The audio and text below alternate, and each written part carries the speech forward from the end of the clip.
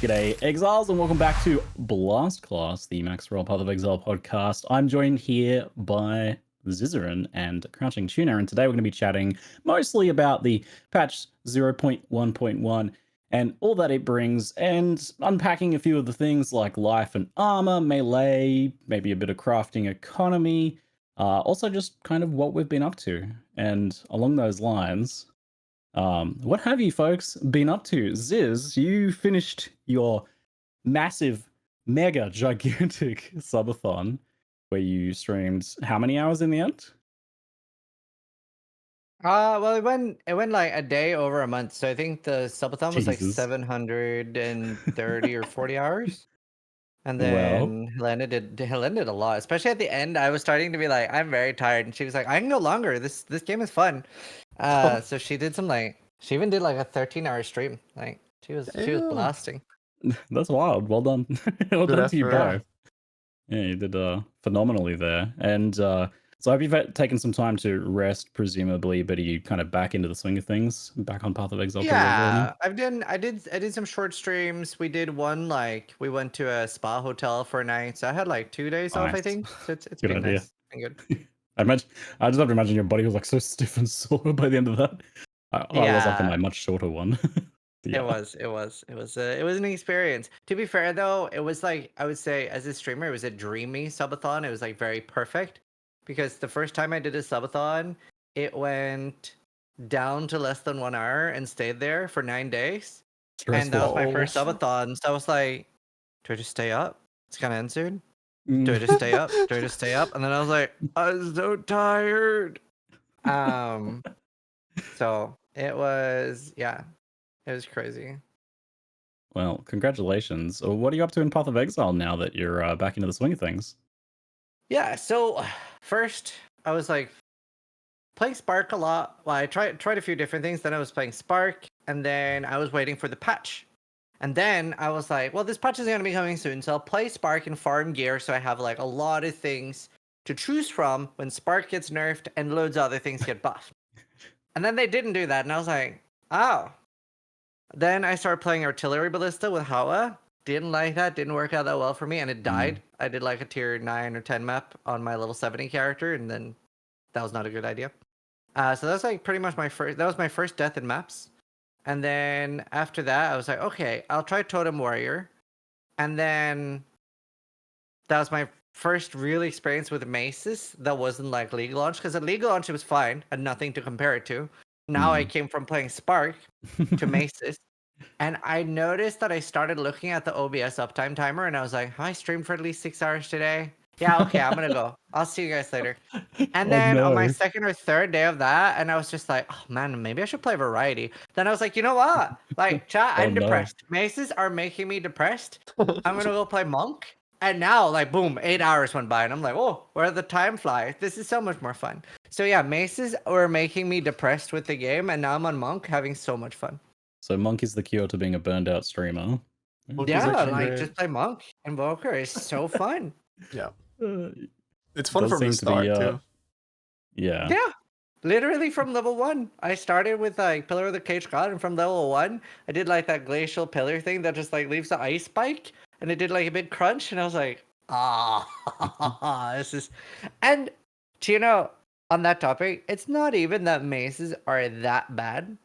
Because if you just compare it to the game and the difficulty of the game, like the pace is fine, the damage is fine. I'm almost one-shotting bosses still, but it just feels so bad compared to like other things. Mm, it's the So comparison yeah, thieving your joy it's there. the comparison thief. Yeah, Hmm. that was the main thing for me. We'll definitely be diving into that topic a lot more a little bit down the Yeah. line in the podcast. But for now, though, Tuna, what have you been up to in Path of Exile, mate?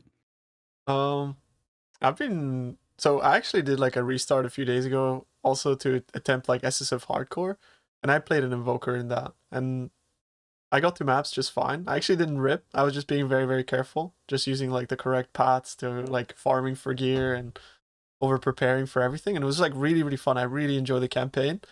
But then as I got to maps and I came across like the same issue that I was having even like earlier on, like in softcore, which is like the map progression doesn't feel too good. I farmed like 1.5 days and I didn't get an upgrade on my character. And I kind of felt like, Yeah, and then Pub came out, and I started putting ideas down in Pub, and then I thought to myself, I started getting like kind of like FOMO of like, I want to make this build, but I'm playing SSF hardcore. What do I do? And now I just went back to softcore. My character's still alive, so I'll go back to it at some point. But I'm just back to make a build and then see how I go. So yeah, playing Can you still my. not transfer, or did you not want to? I don't want to because like I might want to Yeah. continue my Fair SSF enough. journey. And actually, Yeah, it's like a fun thing to go back to. it's really fun. The thing is, like, I might actually even want to try like normal hardcore trade league. I think that might actually be the juice for me. Like, because just the fact that you could still have the freedom to like change builds and that kind of stuff, which was the main problem for me with SSF.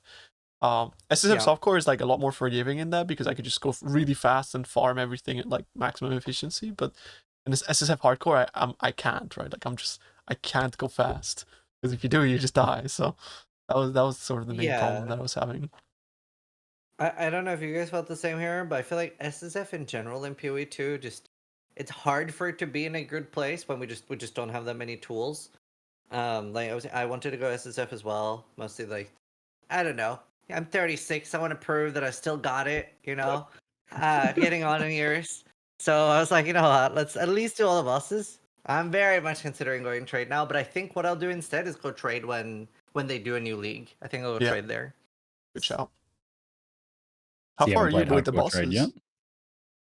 Yeah, I was wondering how like the economy in that's going there because I know like Path of Exile 1 hardcore trade could be a small but interesting economy, but I wonder if it's like a little bit bigger Tumultuous. this time around or if it's just a bit Yeah, messed I up. don't know.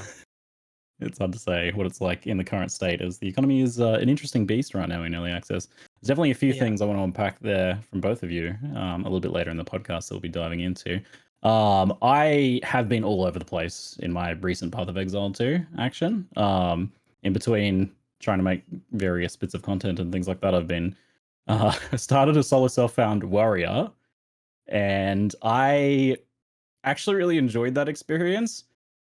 I was highly engaged, is what I called it. Yeah. It was extremely engaging content, and by that I meant like you have to try really hard. The tools are there. You can definitely make it work, and it can be fun. And like the skills are chunky, they sound good, and it's satisfying. And like you said, Ziz, it kind of works with Path of Exile 2, but I have played other things now. I have played a mercenary Yeah. grenadier, and I've played some other things. So Doesn't feel good in comparison. it felt like I just had to work a lot harder to achieve the same results ultimately. Yeah. That was the consistent theme. I don't know if you agree, but it just feels like it has 5 additional issues that you need to solve compared to like any other of the very popular builds. Like it's like even on my totems, I was like, mana is such an issue. And then I didn't even realize I still have accuracy on totems. And I don't know how much either of you have tried totems, but totems are so weird because they don't use your weapon, but they use your elemental damage for the attacks on the weapon. They do? If you grab melee damage or attack speed on the skill tree, they use your attack speed and so it's just like it's so unclear, and you have to like really figure out how totems work, and it's like it's interesting. But I definitely kind of miss that they just use your weapon. That's it. They're an Well, no, extension of you. There's some like even more weird stuff where like stun threshold as an actual affix on your weapon is like local to the weapon, but on the implicit it's global. Like for example, so it's even like there's no distinction with that sort of stuff with totems. It's really confusing. I really hope they would flat clean added some to of that attacks up. on rings also works on your totem, or how it Right. works on your totem. It's like I can't. okay. That's super weird. At least it's consistent between the weapons and the rings, but it's so weird then that added fizz doesn't work. If that is true, like It doesn't use that's any like flat stat from your weapon. so Literally a weird. stat stick, yeah. Yeah. Oh, do you mean They like have the their own percentage weapon? increase? Do you mean the percentage increase on weapons works, but not flat, right? Because flat shouldn't work at all. Yeah? Nothing from your weapon. No, yeah. Elemental damage with attacks from your weapon works. Yeah, like the percentage increased elemental damage of the attacks, that modifier. Yes. Oh, right. Yeah, That one. that's kind of like a global scaling flat, mod yeah. typically, which is kind of like part of the problem as to why elemental weapons are a bit weak. Yeah. Yeah, okay. Yeah, totems are weird. Like, they tried to keep them consistent. Like, all of the totems are kind of the same now, that they all scale with levels and stuff like that. I do think it's cool to have things that's scaled in different ways. So that's primarily like global scaling plus gem levels as opposed to your weapon. Because then that creates a market for, weapons that don't just have all the same prefixes, as in like triple fizz prefixes. You've got Yeah. maybe there's some other thing. I don't really know what other prefixes would work for totems, to be honest, but I guess that percentage increased elemental damage and maybe some accuracy. I suppose that probably works. But yeah, I've been messing with kind of like all of the different skills and just trying all the different packages on Warrior. And like I said, it feels kind of good. And I was definitely highly engaged. I actually loved the Trial of Sekhmet on Warrior, despite everyone telling me that I'd like hate my life when I finally did that. But that does come off the back of a bunch of experience, like mapping that content and playing it and really engaging with that. But I hated the Trial of Chaos. Oh my lord, that was almost run ending for me. It was so frustrating. I got to the point where I was fighting that it's the spin-off of the Chimera boss that flies up in the air. It just flies in the air constantly on a warrior. You like barely get a chance to get on. I think it has energy shield too, so it's like you gotta get the energy shield down and then it's flying up in the air and then it lands somewhere else, immediately flies in the air. Scuffed boss fight, very rough for melee in general. Yep. Did not work very well. But in general, not liking that very much. Trial of I haven't Chaos is even a like skip. Like actually a skip, I think. Compared to second ones. Second ones is so good. I feel like it's non-optional to do it for your second set of ascendancy points because it's just so long to wait until you get a key for your second ascendancy there. But after that point, never again on Warrior, probably. Not until some changes. I don't mind it. Just didn't vibe with Ultimatum at all. Yeah, it's a shame because some people really like that, like really liked Ultimatum in the past, and there's some opportunity there to hopefully improve that a bunch. Anyway, getting off traffic. I never finished leveling the warrior because I got distracted and started a cold Chronomancer sorceress, which I did for one day, and then got distracted again because the patch came out and had so much juicy endgame stuff that I had to jump back on my endgame character and farm some of that and try that out. So that's where I'm at now. I'm kind of like how many playing 3 characters. Did you have? I only had one. It was wild because I hadn't found a single one yet. I was looking all over the joint, and there was only one on my map, and I went to there. So that was my first time doing that one, and I got the boss down to like the last 20% of its health bar. It was Doriani, and every time I'd done Doriani in the campaign, I just blasted him. So I actually wasn't super familiar with the mechanics, unfortunately, and I got butt lasered. I didn't even know. I've never even seen that skill before. I was like, "What the hell? He's got a butt laser." So I got butt lasered and died, and then I was like, "Wait!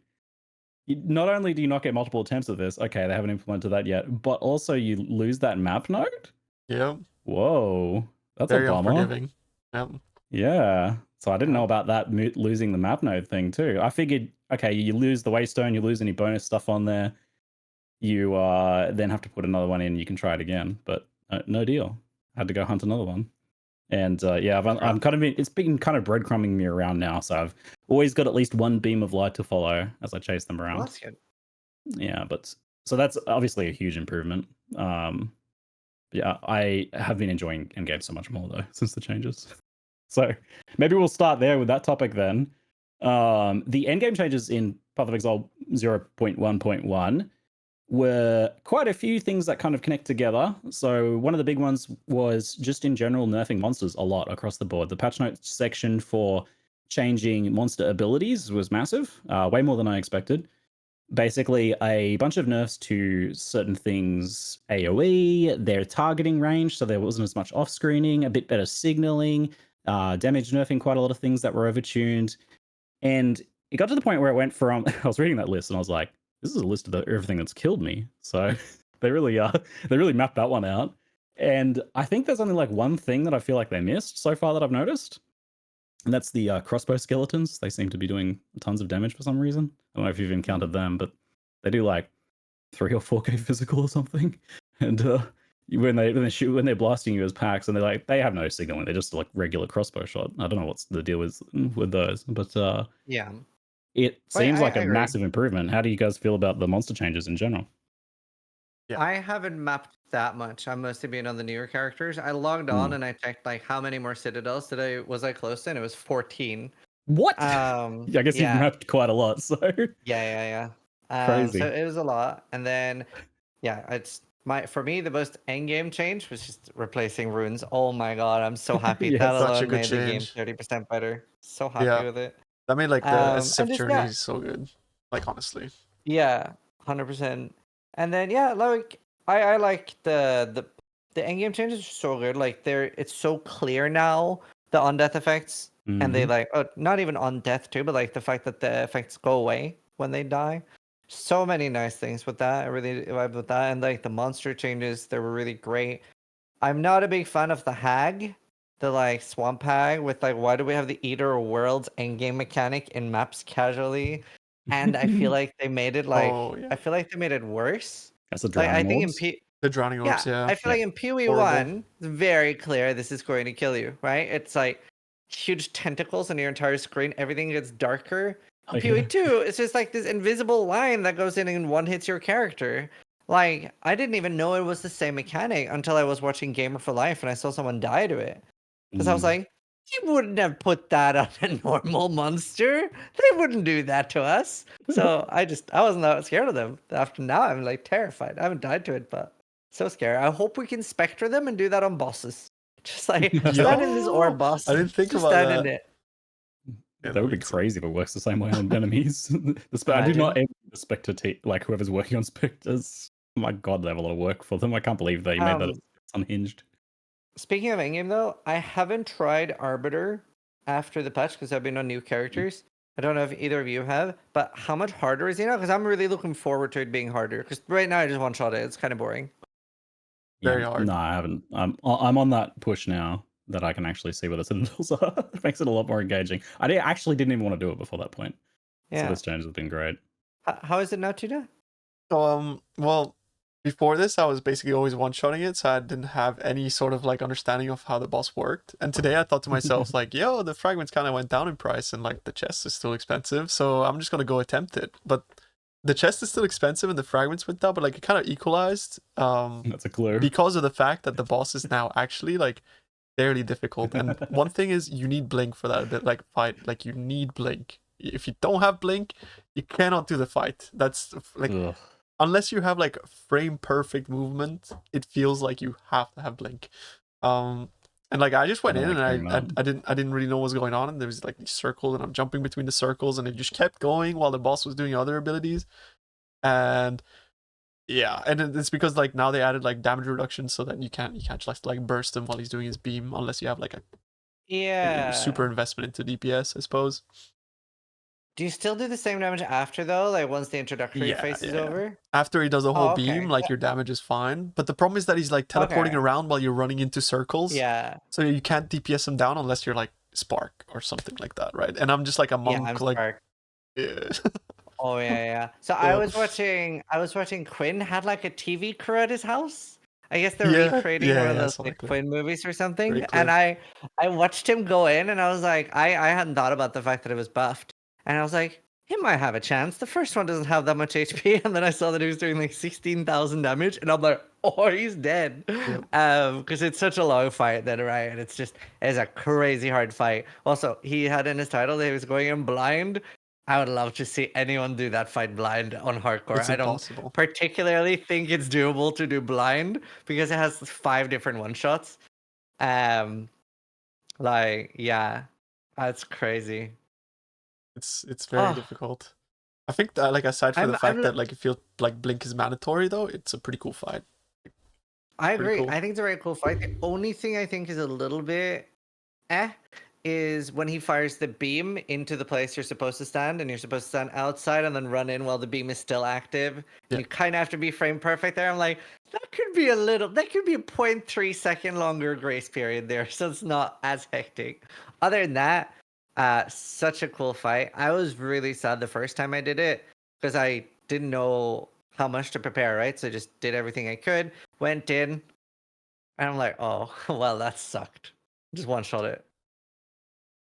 So I'm looking forward to the buff. Is the blink mandatory thing mostly just about positioning for like dangerous abilities, or is there some sort of movement thing that you have to do as well? It could be So, like you could argue that it's a skill issue, right?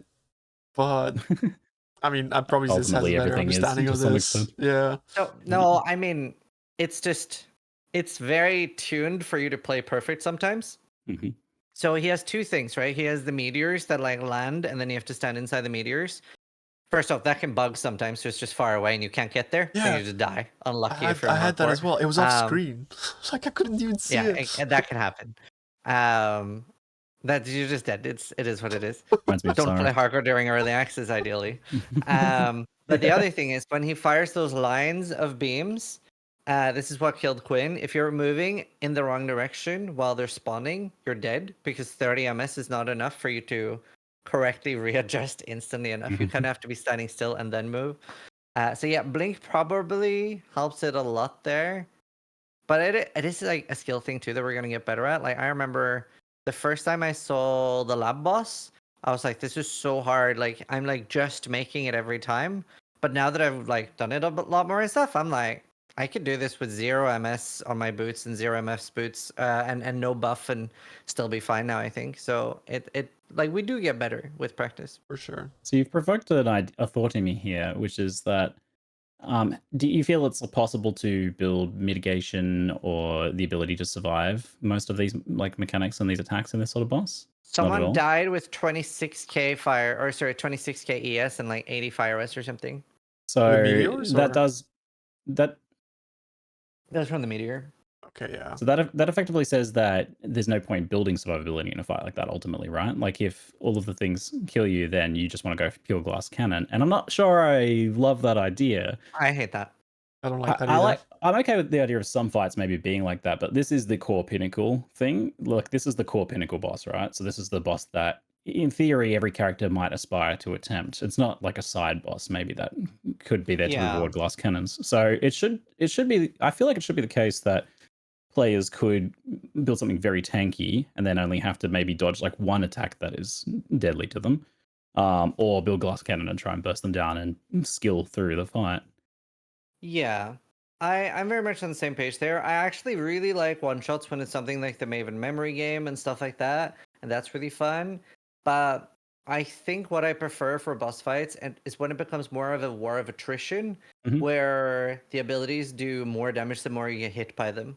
So and maybe that's something that drops off. So like you can get hit by this ability once every minute or once every 2 minutes or something. But if you're getting hit back to back, the second or third will kill you, depending on how tanky you are. But I feel like when you make it so untankable that it is realistically untankable for most characters, like when I was trying to ask people in the guild, everyone that had practiced it on softcore was like, I could not tank it no matter what I did. And people said they had tried 90 max fire rest too, and they were still dying on softcore. Then you incentivize one-shotting it instead, and you incentivize just piling everything into damage. And I would way rather watch somebody struggle for 3 or 5 minutes with like mid DPS on a boss Mhm. than watch somebody walk up to it and just go like, "Oh, cool loot!" Right? It's yeah. Yeah, and I I'd mean you even want those argue I'd moments. way rather see full face tank during the entire fight and then have somebody. I remember I had that experience with Minotaur, right? Yeah. Maze of the Minotaur in PoE1, where that was like the first boss I was able to face tank, and I had the more fist reduction when you're standing still. I had brass dome, I had everything set up just to tank this one specific boss. And I remember standing there and I was immortal and I was like bonking him down slowly. Someone in my chat was like, "Isn't this kind of easy?" Like, and I was like, yes, but these are all the mechanics I have to do what I'm doing right now. And I like listed like 15 things, and he was like, "Oh, that's actually kind of cool." That's always better to me, at least. And Path of Exile 2 seems to want us to do that too. Like, I don't know if you've noticed, but a lot of the nodes in the passive tree say like X thing while stationary. It's like here you get some regen while stationary. You have more attack speed while stationary. Or all these various things. So, Yeah. but those things are effectively unusable in a fight like that. And they have tools to do this sort of thing too. Like you can have mechanics where they don't do a lot of damage, but maybe they reduce your recovery so that the other lower damage things become a thing that can Yeah. attrition you down. Yeah, like Maven. Yeah. So Yeah, like they have the meteor tools, phase but it feels doesn't. odd, right? That like it's a one shot, but it's a one shot, and then there's another one shot, and then there's another one shot, and then there's another, and you kind of gotta like, you know, if you screw like any of them up, you're just dead. But like it's cool if you have a one shot, and it's like impending doom, go to the circle or you're dead, and then after Yeah. that, like you continue fighting or whatever. But if it's just like the whole fight is literally just you dodging one shots, that seems a little cheap. Yeah, I love the idea of there being like one or two things like, oh, this is the thing that will one shot me. Yeah. Because that's Yeah. that's like I mean that's just pacing ultimately. That's like that moment of like extreme tension combined with the moments of slightly lower tension. Yeah. So seems like something that I wonder what their point of view is on it. I'd love to ask the devs that sometime. It's also another thing about that too, I think, is a little bit that it is one of the few bosses in the game right now. Mhm. I don't think we would feel similarly if there were 49 other bosses and then this was the only one that one-shotted. But like it's the fact that it's like the main boss and that only has one-shots makes it worse. If it was just one side boss for like one of the league mechanics Yeah. or something, like if it was Zophiage or whatever his name is, if it was them, and it's built for glass cannon, I'm like, okay, that's a glass cannon, league mechanic, fine. Like, I guess that kind of works. But yeah, being the core one, I feel like they should be promoting a lot of variety there. But we'll see if what they say on that in the future. I assume this stuff is just currently not tuned. Is my assumption going into Yeah. anything right now is just like, oh, they've done 0 balancing passes for this currently. This is just the numbers they thought of initially. So we'll see how that plays out. But I do like the comment from one of my viewers. It's like, I put the onslaught helmet on for Arbiter. The helmet that just gives you onslaught and nothing else. It's the perfect. That's very like a good example of that whole mindset there. It's like, well, why wear all these life and resists? I'll just put onslaught on. Yeah. I've actually had to do the mechanics on the only fight I've actually had to do a full fight was Olroth. Because I didn't know he had 75 cold rest, and I didn't really have that much cold reduction. I had a 3-minute fight against him, and that was so fun. And like, I accidentally put him at level 5, way before I thought. I wasn't ready for it, and I thought I had him at level 2, but I'd just been playing around with the skill tree bit to test something. So he was on the highest level, and yeah, it was such a hard fight. I almost died like 3 times. When I killed him, like, I was so happy. I was like, oh, that's a fight. That was good. Reminds me of the time I accidentally did like one of the Uber versions of a boss instead of the regular because I forgot to unspec the node. Oh, yeah. Good. So you're like, wait, what? That's good. That's a fun moment, isn't it? So back to the end game side of things. So we talked about the monsters being nerfed. Overall, it just felt like mapping became like we got that relaxed mapping pacing back, which we just didn't have before. It felt like we were constantly having to be hyper vigilant, and now I just wasn't dying to BS stuff. I basically didn't die all day until I went into one of those blind corridors where you can't see through the wall. So hopefully at some point they kind of like fix the map design issues there. On that effect change, really... so good. Yeah. I think that's like the biggest thing about the patch, right? Like for me, it's just an absolute game changer. It's so good. Runes and then that. Yeah. Oh, and I actually forgot about the runes, but that was huge. I definitely enjoyed it when it happened. I was like, immediately free stats. That's so nice. So I'm really curious, actually. You talked about like relaxing mapping. For me, the way the game would be perfect, in my opinion, I don't mind mapping the way it is now. I don't even mind balance the way it is now for mapping. I just want bosses to be a lot harder.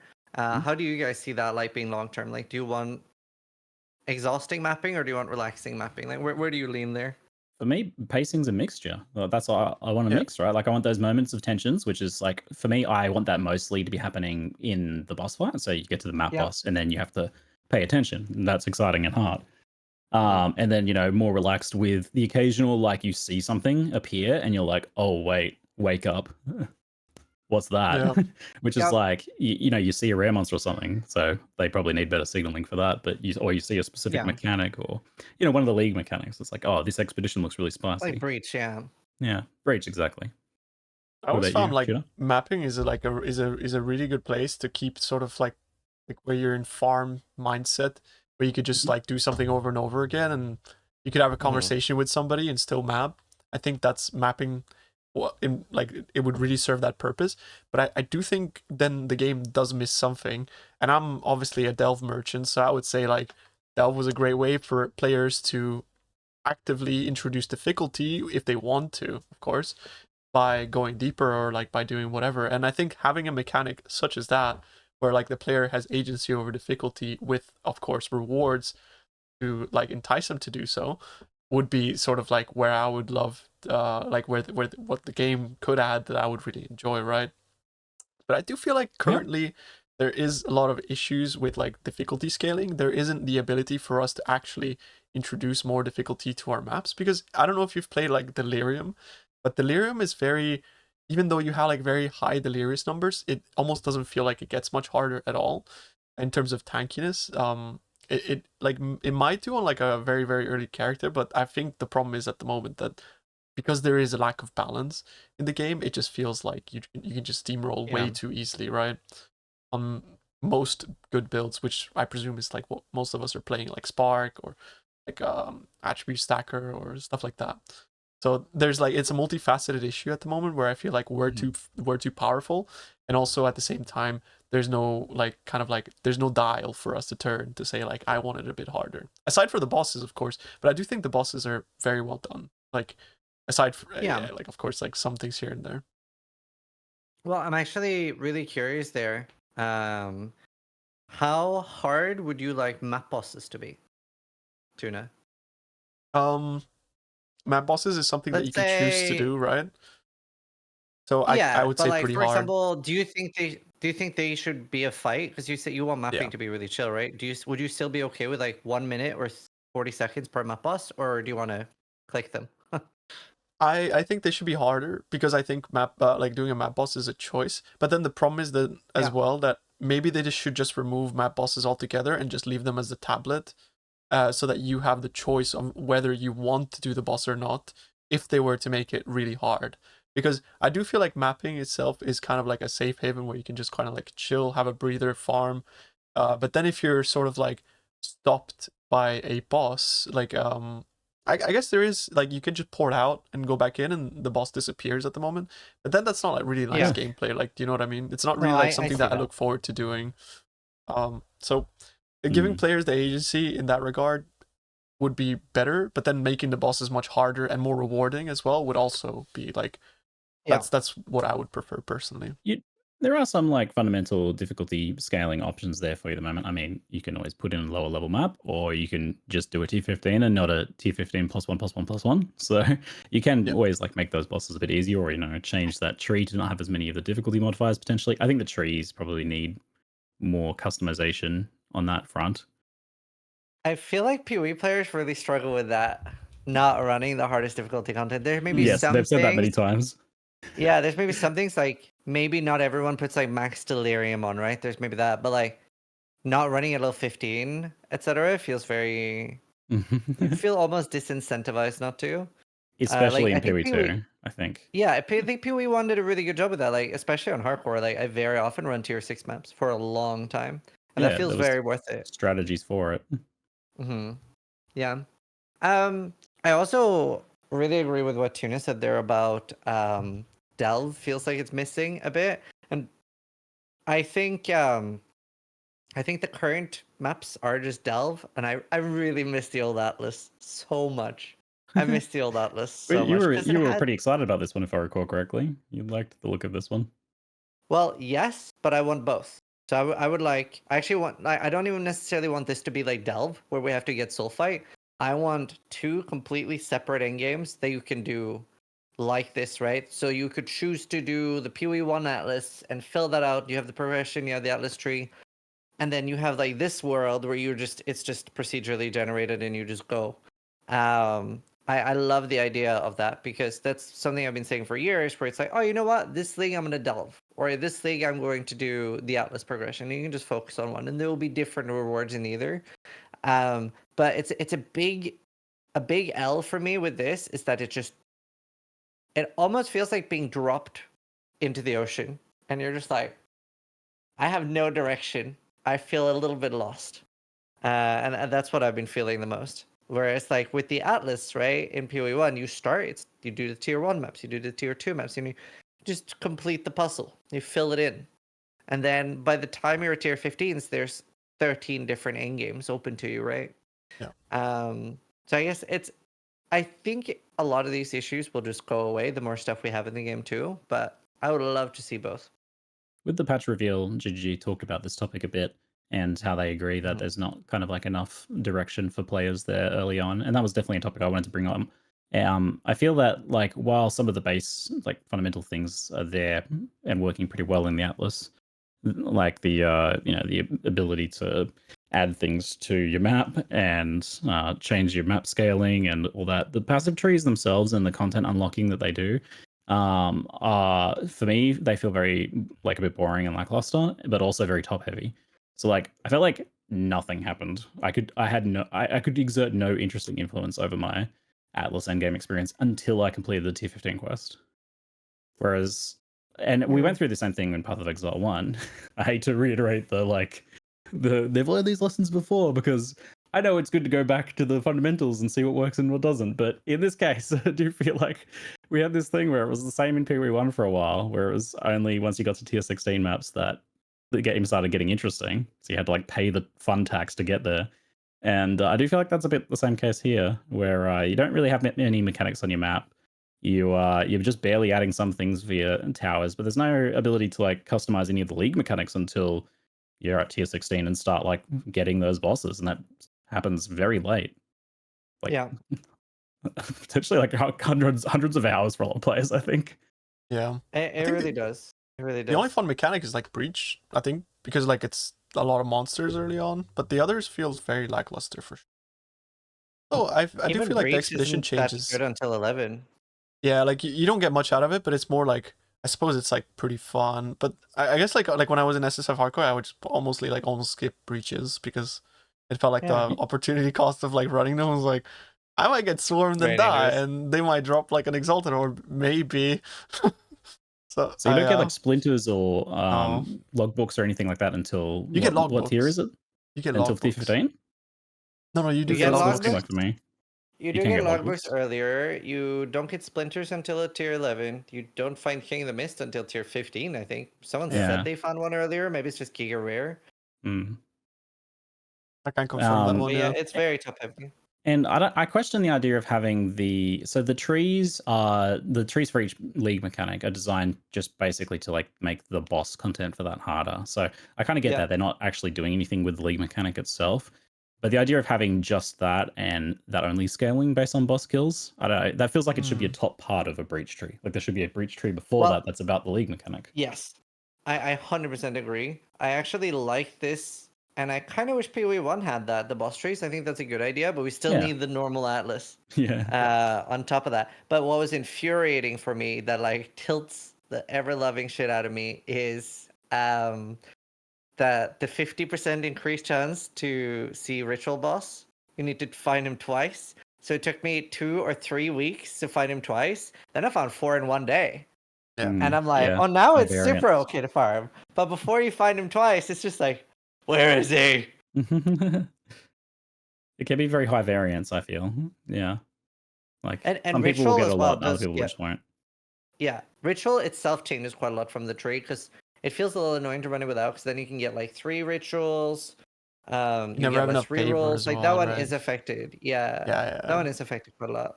You have to like get the boss to get that to start happening, which is very strange. I mean, It's Delhi's like trying to build problematic towards too. doing the boss. Like I Delhi haven't is, seen a Malcolm yet. yeah, Delhi's crazy because first of all, like the splinters only drop at T11 plus, but then there's also like if you beat Simulacrum Wave 15 twice, there's a node that literally doubles the splinters. Like you can't even touch Delhi before you get that node if you're on softcore, right? Because you're telling people like, yo, Delhi's pretty good, and they're like, I'm dropping 16 splinters. It's like you don't have the double loot node. Like like a lot of people just can't run Simulacrum as well because it's like substantially harder than mapping crazy. content, especially at T11.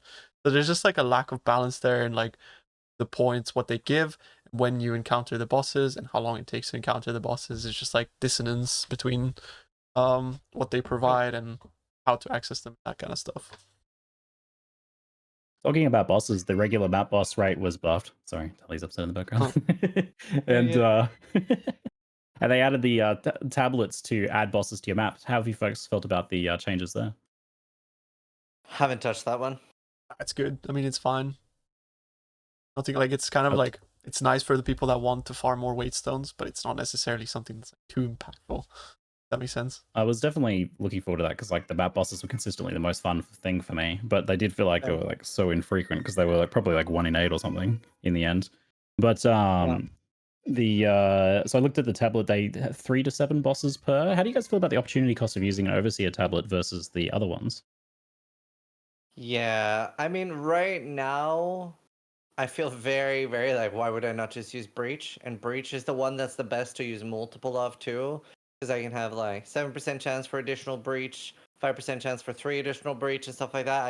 It's and that's the one that's like the most recursive. Like I usually just have infinite Breach tablets, or the other ones I'm like, I use one Delirium tablet. I'm not seeing one out of those 9 maps. I'm not getting another tablet back. Yeah. It's strange how much different those can be. I had noticed that with Breach too. I just seem to have all of those. I do one Breach and I've got like 5 of them. More Yeah, they dropped so monsters, many. yeah. It felt like Ritual has been buffed a bit, but because it was like really, I was barely ever dropping them, but then I started actually like farming them after patch, and the Ritual tablets are more common, it feels. But that Alright. might be actually like, you know, like that. I might just be making that up. So Yeah, just yeah. I just got lucky with mine, I think, with Ritual. On the topic of bosses, you mentioned earlier wanting them to be harder. I thought I'd add some perspective as someone who's playing like a B grade build.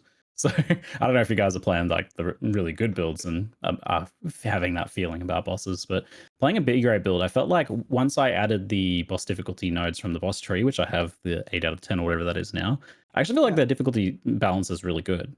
I'm They playing are, a character I who's like agree. quite good at bossing in the like power balance level of probably what's the intended balance for Path of Exile 2, Yeah. which is like a Voltaic Grenadier. You know, I've got some nice mechanics for the boss. Damage is pretty good in that like particular kind of point of view, Yeah. but not like, you know, Hand of Wisdom action or Archmage or Yeah. anything. Yeah. So I actually noticed that on even my minion summoner, which by the way, on the what's not Awakener, what's he called? Arbiter.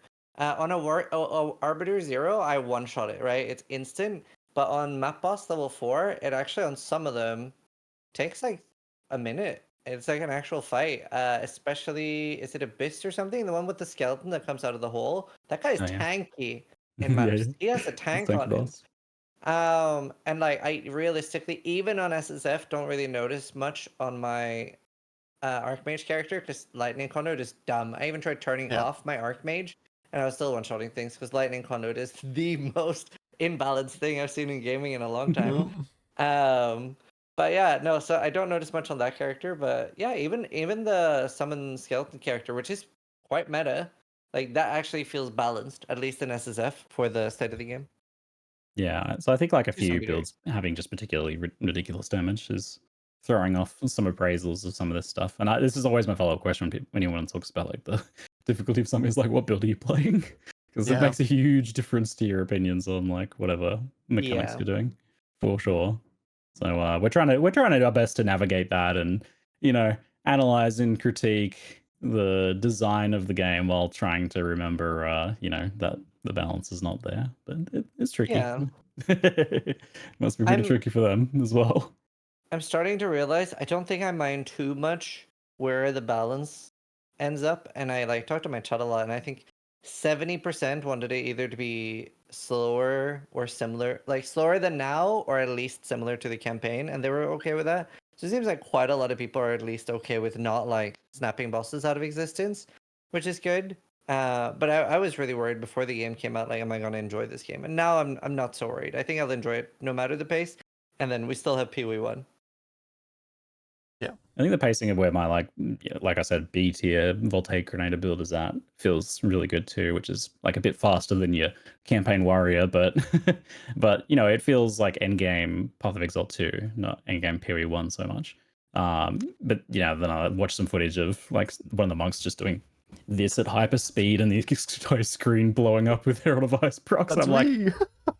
what? You Yeah, brought What? something it's like up we're playing a actually. different game. What's It, really? it is. Yeah. I really, really want to hear. So I don't know if you remember, but during the podcast with Jonathan, Jonathan Mhm. was asking if it was mostly an endgame thing on Warrior, and they were like, "Yeah, I guess it's more in the endgame." But I'm like, No. "No, that is a completely different experience during the campaign to other classes.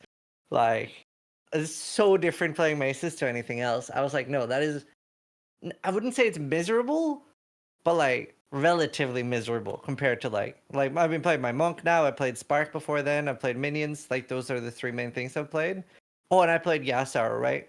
Like if I compare all those four builds to Mace's, even during the campaign, I'm like, that's a large issue. I think there's a huge disparity. I think Monk I is actually think like go ahead.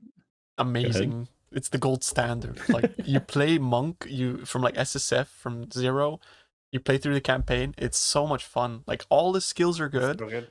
All your gem sockets are full. Like you can reserve like every aura. It just feels like the game is like literally designed for Monk.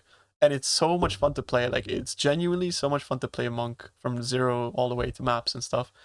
But again, great. like then you kind of get to the issue of like you enter maps and it's just a desert. It's like you just have nothing.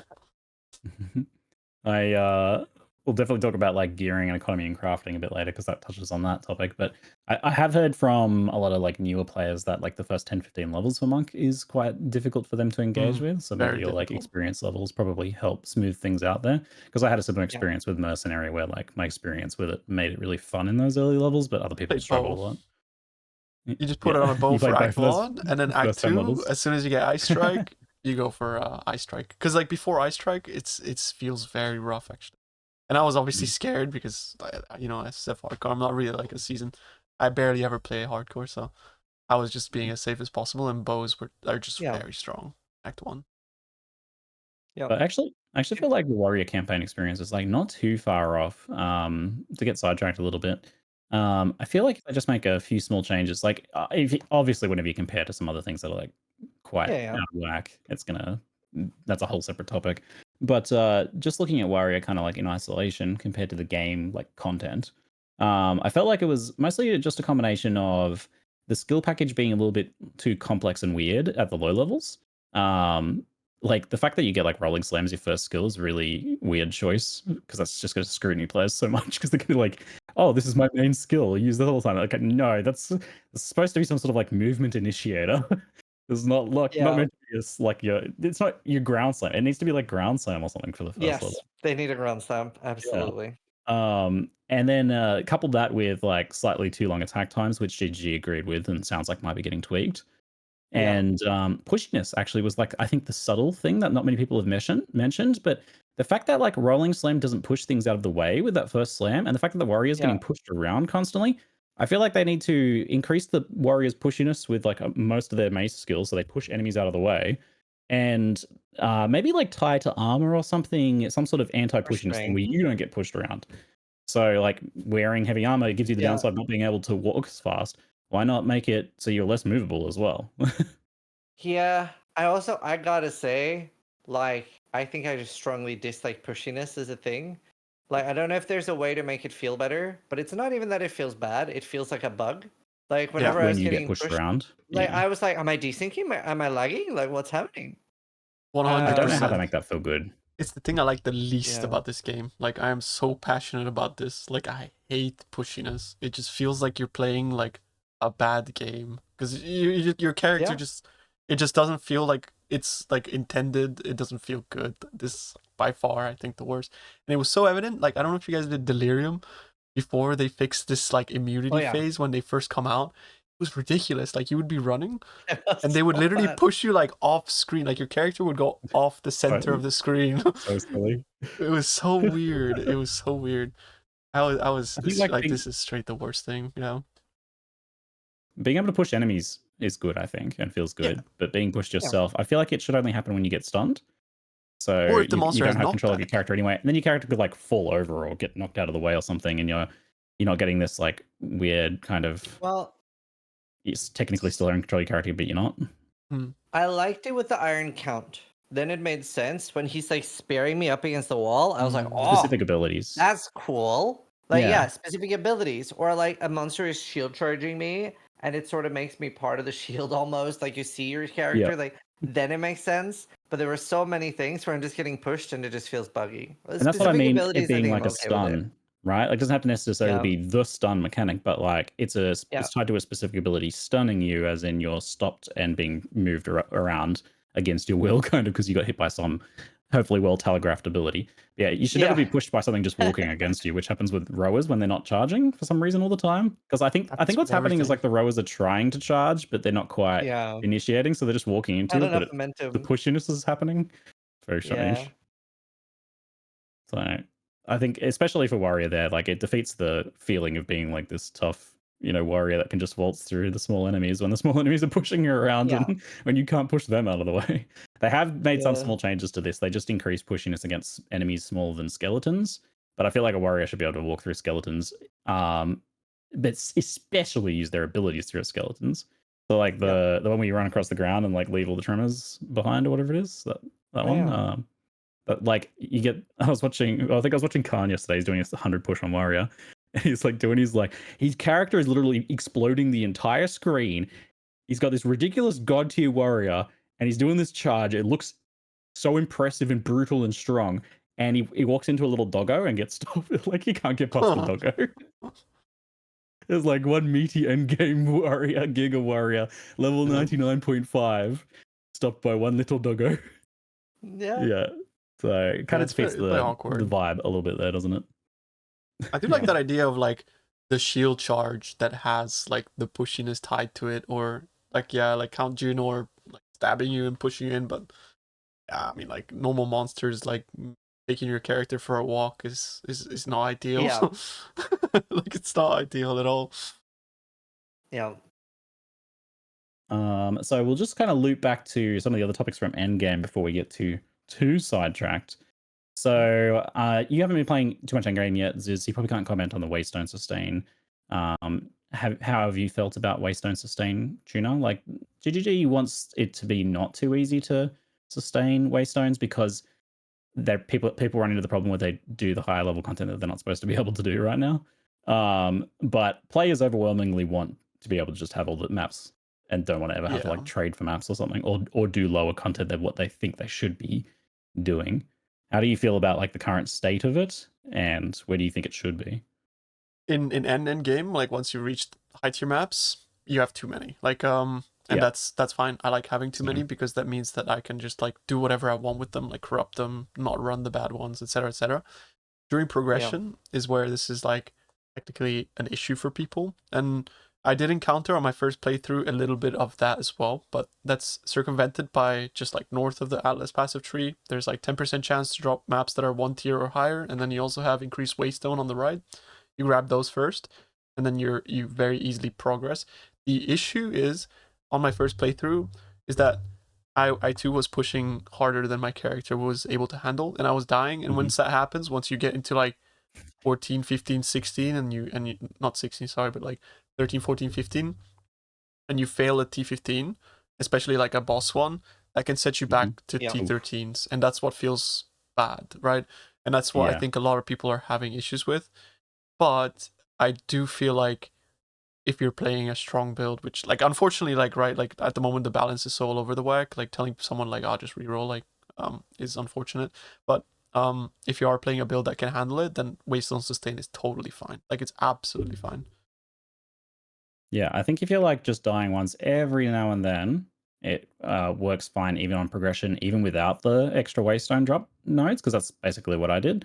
I would only die pretty rarely, and I was progressing pretty comfortably up until like 12, 13, where I started to get those nodes to kind of get in, because I had that experience where I was kind of hitting 15 and then dropping back a little bit. And around that point, I was starting to die, once in every 5th map or something. And then, I had that same issue. And I think there is a big disparity there, whereas like people who are doing fine are doing very fine, and they have all of the maps. And then people who are struggling a bit really don't have those maps. And that's like exactly what it's intended to do. But it does feel bad, doesn't it? So I don't know what the answer there is, or if there is an answer there. Is it easier or harder to sustain after the patch? Because before I had like 60 tier 15s and there's no way I was going to run out. So they like nerfed the T15 drops from bosses a little bit, but there's way more bosses, and the bosses still function pretty good. I get 1 or 2 T15s per boss kill. So it seems better overall, I think. Right. As long as you're actually engaging with the bosses. It was funny on the podcast when Neon was like, skill issue? Like it pretty much boils down to that, unfortunately. But like skill issue is like like even not used as like an insult. Like it's literally just like you click the right nodes, and then you do the maps difficult, that not too difficult, so you die. You prepare like a good map that with the mods that are good to run on the boss. Like that's what he meant by skill issue, right? It didn't just mean like, oh, you're bad. Like, so it is kind of like PoE is a knowledge game, and that's sort of like, it feels like sometimes like, oh, this game's bad, like I'm not sustaining, but like the fact that there is kind of mastery in sustaining waystones is part of why the game is good in a way, right? And then once you overcome that issue later on, like you're just flooded with them, and then you have the choice to run as many or whichever you want. Yeah, it actually seems to be working as intended. I just want to like point out, like I think the design is actually somewhat elegant too. So the if you can do more difficult maps of your current tier, you will get more maps, right? Like they've tied the difficulty modifiers to increase waystone drop. That's like a really clever and elegant solution, because that's exactly addressing the whole like, are you ready to progress? Well, okay, let's see. You're doing your tier 14s and you're doing them with no difficulty mods. You're probably not ready to progress. If you're doing them with a bunch of difficulty mods and you're doing fine, all right, you're ready for the next tier. So it kind of makes sense in that. So it's like a player mindset thing, but I feel like you can't just say that like, oh, you guys just need to adjust your mindsets, because that's not really how humans work, I think. Mm. So It's I hard. think maybe what there needs to be is more in the lower tiers, so that you don't feel as bad about progressing. Because like what we were just talking about, where life starts at tier 15, is an issue, Yeah. and it kind of touches on what you've been talking about as well, Tuna, where you don't have a lot of agency over obtaining gear and upgrades. Even outside of SSF, a lot of players, don't trade that much, or want to be able to get like the currency or items to be able to trade. And you just don't have a lot of agency over making that happen at the lower tier maps. So I think like if there was strategies and mechanics and interesting things happening at tier 10, then you wouldn't feel so bad about not progressing for a while until you got more powerful. 100%. Yeah. That's the void that Essence has had in PoE 1, by the way, and it was like such an elegant solution to that, because you could just stay in like T3 maps and farm Essence, and I've done that too. I've played like a questionable early game build that I knew scaled into end game, and I was like, guys, I'm playing this build, I'm gonna stay in Essences for 2 days at league start, make currency, upgrade my character, and then I'm popping off, but like just know Yeah. that this is gonna be my progression. I loved that aspect of having like a strategy that you did initially as you progressed to build wealth or build upgrades for your character. Yeah. While Yeah. you got to that higher tier content where you had another strategy that you switched over to. That's really starting to pop off. It was a little fascinating to me. So in PoE 1, I sort of disliked that you could level to 90, and now you were getting all the best bases, right? Like you can then get item level 86, full dragon scale, and whatever. But I guess it's sort of so different from PoE 2. Like in PoE 2, I think it would have been a good thing, because Expedition feels now completely useless because you can't get item level 81 there. Mm. And in PoE 2, you need a new base every single time, right? It's not like you get one and then that's your crafting over. So yeah, it should almost be the opposite. It should be in PoE 1, you can't get the highest level bases, and that's the downside. And then in PoE 2, you should be able to get the highest level bases, but you need to find a new one, and the base really matters when you reroll. And they've said that they want to address Expedition further as well. Like they buff the rarity of them, which helps a bit, but there's obviously a lot more to do there. So I guess on that note, then let's talk about crafting economy. And I overwhelmingly want essences and omens to be actually common, and I mean common. Like I feel like these should be a core part of the crafting experience, because right now we have very little way to exert influence over items, like to actually do anything to them. Like I think exalt slamming is fun. I think they really nailed that. I love slapping exalts on items. Perfect. But there's nothing else you can do until you get to the I have, 99 divines. Then you might think, okay, now I'm going to start looking at actually doing some crafting, because it is the mechanics there to make crafting a thing, but they're hyper rare for some reason. Do you guys feel that essences or omens are the solution? Should there be something else? Yeah, I was a little bit surprised. They seem like on the podcast, they seem very like they want it to be a lot closer to like a lottery or gambling than probably a lot of players do. And I was a little bit surprised there. I actually like, I don't know what the percentile is, but like whether it's the 80th percentile of the item or 90th percentile, like, the last finishing touches of the item, like, yeah, I think it should be RNG. I actually am not a big fan of Eternal Orbs. I'm not a big fan of, what's the other Eternal Orb Nicora's called? Lux. Kinnikor's Luck.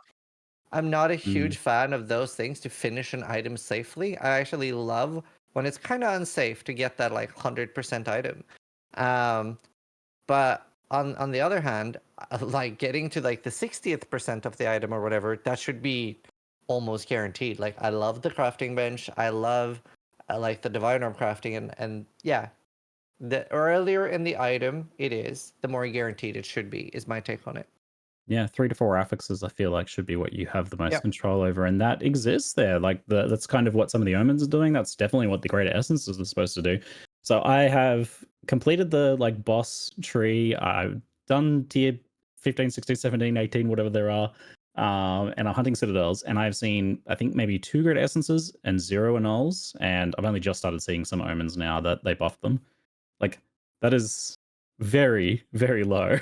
I Even feel. that though, omens are in a very bad state at the moment because the good omens, they actually cost an incredible amount of tribute to even defer. Like they cost like Yeah, that's a problem there. 3k tribute to defer one of the like textural annulment. Yeah, to defer it, and it costs like 20k to buy outright, right? So if you're not doing like a crazy map, you don't get 3k. Like you don't get that. Like 2k Yep. at the most ish. I think the developers have like a big issue here because they wanted to make ground loot impactful and they wanted to shift the power away from people sitting in their hideouts creating the best items, people mapping being the starting point for items. And I actually really respect that because I do really enjoy finding items and having like them be valuable. I do enjoy the tiering system and stuff. But there isn't any way to sort of modify those items further and have agency over the modifiers that I do want on that item beyond exalting. And that is like where the game is seriously lacking. I do feel like essences themselves are also extremely rare and they just absolutely shouldn't be rare. Like the only thing you can guarantee is like 2 mods with essences. Why are they just They're rare? not that powerful. They're really not, Like, right? Like they don't warrant being that rare. especially since it's not even like weighted to give you higher tier or anything like that. It's like you just slam mana and it's like a 1 in 5. You're gonna get mana on kill, you know, mana on like mana regen or mana like it's super RNG and it's also super rare, and then you just have no agency over your item whatsoever. But I would love for them to keep the power in the hands of people who like actually play the game, aka kill monsters and stuff, because if it goes back to PoE1, like if crafters are just printing infinite money sitting in their hideout just throwing like essences at fractured bases and then right. Yeah, so I like agree with the no scours, and I think annuls should be like reasonably rare so that they aren't just being used to remake white items, except for in instances of extreme, you know, wealth expenditure, for that like convenience factor, I guess. So they can keep those items mattering, and I think that is they've got a good foundation there. But like if they want us to care about ground loot, like I'll pick up blue tier 3, 4 items if greater essences are existing, because then I can slap my greater essences on them. It's like, oh, cool, there's a X-Bot Bombard crossbow tier 5. I'm gonna pick that up. Oh yeah, it's got a thing. Let's slap a greater essence on it. Right. I would like to see like a way heavier lean on the tier system. I would like the tier system to be better. They can maybe even make it rarer, but I would like, if I find a tier 5 amulet, for example, I would like that to be a reasonably good chance that that is a good item. And I think the tier system is so much better to lean on than just increasing drops. I think that's like the worst solution. And I hate when ARPGs are just like, for example, right, like the Diablo 4, like like I hate those like loot beams. I'm not a big fan of them. And we've had that in PoE in some patches too, where it like is that crazy. I don't know. And I'm such a big fan of Last Epoch's like exalted items. And we have that with Incursion, right? I'm a huge fan of those. Like I think there should be drop only mods. Yeah. I think I would like to see more stuff like that. And that could also be things that drop in only certain areas. Like maybe there's only like life related drop only mods in these maps or something. Like I want more target farming too. I'm going to explain a mechanic for the newer viewers and then ask your thoughts on it in this instance. So in Path of Exile 1, we had a system called Fractured, where there was both ways of like fracturing a modifier, or items could drop with a fractured modifier. I'm a particular fan of the latter, where items can drop with a fractured modifier. And what that meant was that modifier was locked and it couldn't be changed. So in Path of Exile 2, that would mean that a Chaos Orb, which removes one modifier and adds one modifier, could remove any modifiers but the fractured modifier. So let's say you get a fractured crossbow with high physical damage. then you are somewhat safe to remove and re-add the other modifiers to try and get good stuff with that fractured modifier staying there. How do you guys feel fractured would fit in Path of Exile 2 as a way of making drop items matter more? I don't know if having like the ability to fracture things manually ourselves is a good idea, but Yeah. having like bosses drop like a tier 5 item and that has a fractured modifier when it happens, for example. I was always excited when I saw fractured loot drop in PoE1 because I was like, yeah, same. this could be really interesting. So I do like fractured. I think it fits better for PoE1 than it does for PoE2. I'm not 100% sure how it fits in PoE2. I'm not necessarily saying I'm against it. I actually, now that you mention it, do quite like the idea. However, I think fractured needs to be balanced a little bit by something like influence, and that's what I like about it in PoE1. That yeah, I can have a fractured item and it's easier to craft, but it is never going to be the 100th percentile. I'm either missing the synthesis implicit or I'm missing the influence mods, and I quite like that in PoE1 that we have those choices, right? It's like an But opportunity yeah, I'm cost. not against it. Yeah, there I should be think- opportunity cost. I'm a big fan of that. Like this single, if I could put it into words, the single best thing for me in gaming is when I have difficult choices where I want multiple of them, and they do that especially with the Atlas in PoE1. I'm like, oh, I want this Atlas, but oh, then I don't have those nodes. And there are several ascendancies that are like that, right? Like, oh, I want this, but then I don't get that. That's in my opinion a perfect game. Like once you have multiple things of that in the game of like difficult choices where you want multiple, or as Havoc once told me, the choice between different OPs. Yeah. That's like my good. favorite. That's Yep. a good way to put it. The choice between different OPs. So you're actually feeling like a little bit of FOMO, but it's like good FOMO, right? Yeah. Yeah, Yep. yeah. Best That's feeling. good stuff. Like whenever I'm like, well, why wouldn't you do that? You're stupid if you don't.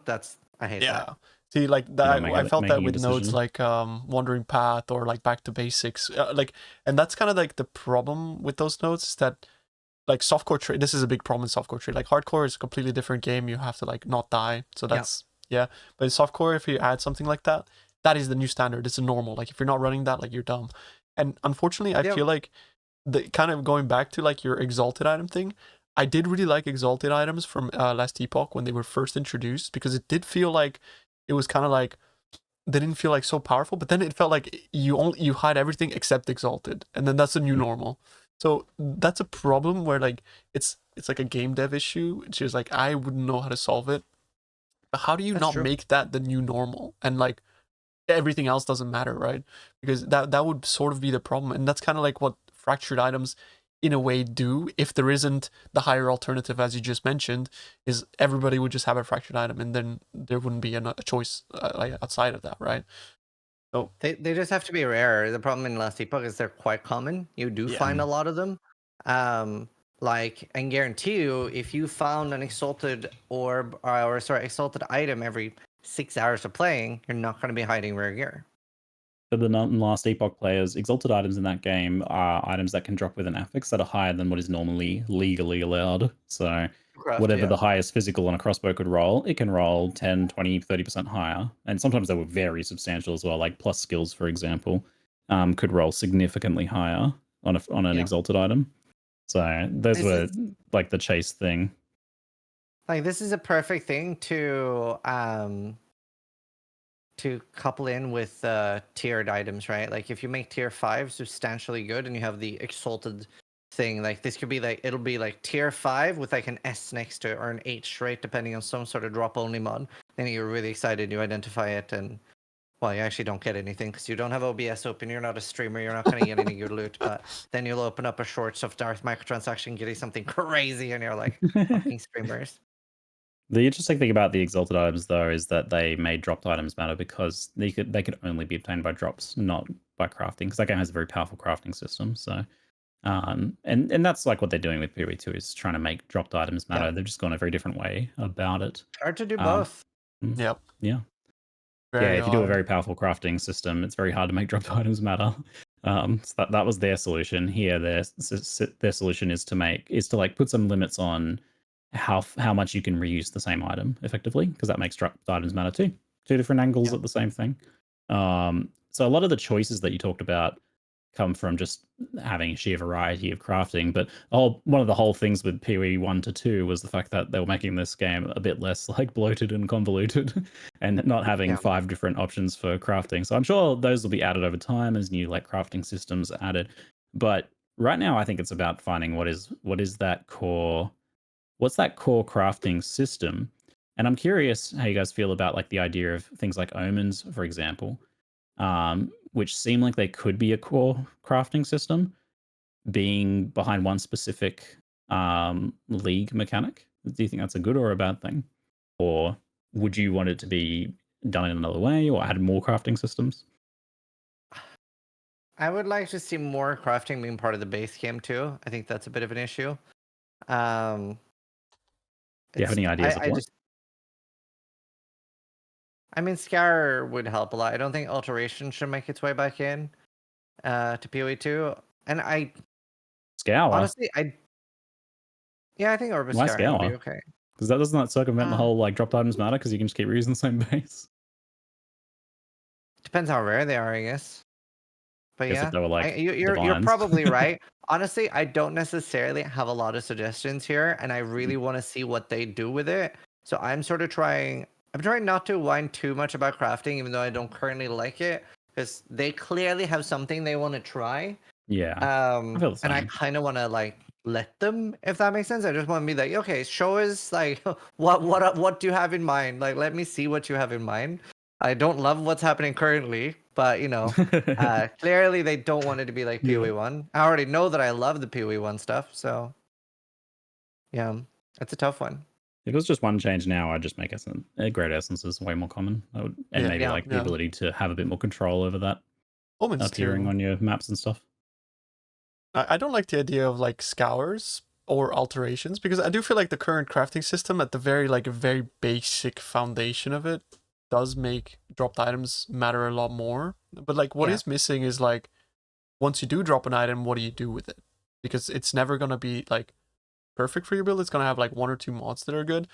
And like omens do fit like quite a good niche for that, but omens are also very limiting in that they will say things like, remove the lowest modifier, and then you have to go on PoEDB to figure out what that is because it doesn't mean It highlights them lowest now. tier. Does it Only have to actually? use Okay, it though.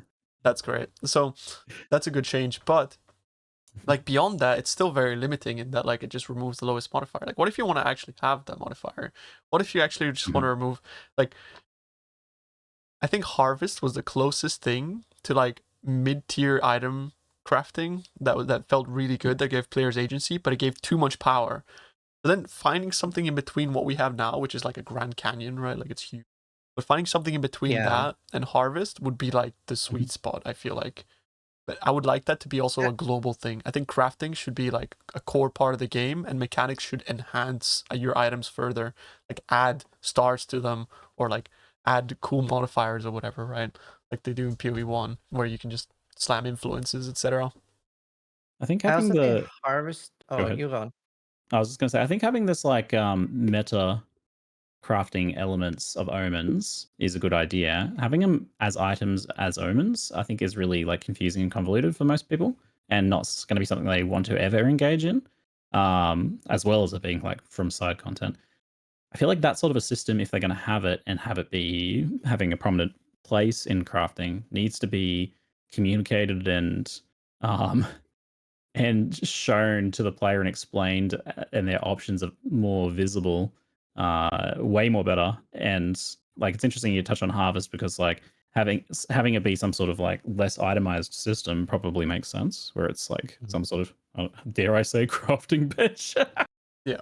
Let me just go. Have you guys ever thought of round wheels before? I don't know. That might be an interesting idea. Yeah.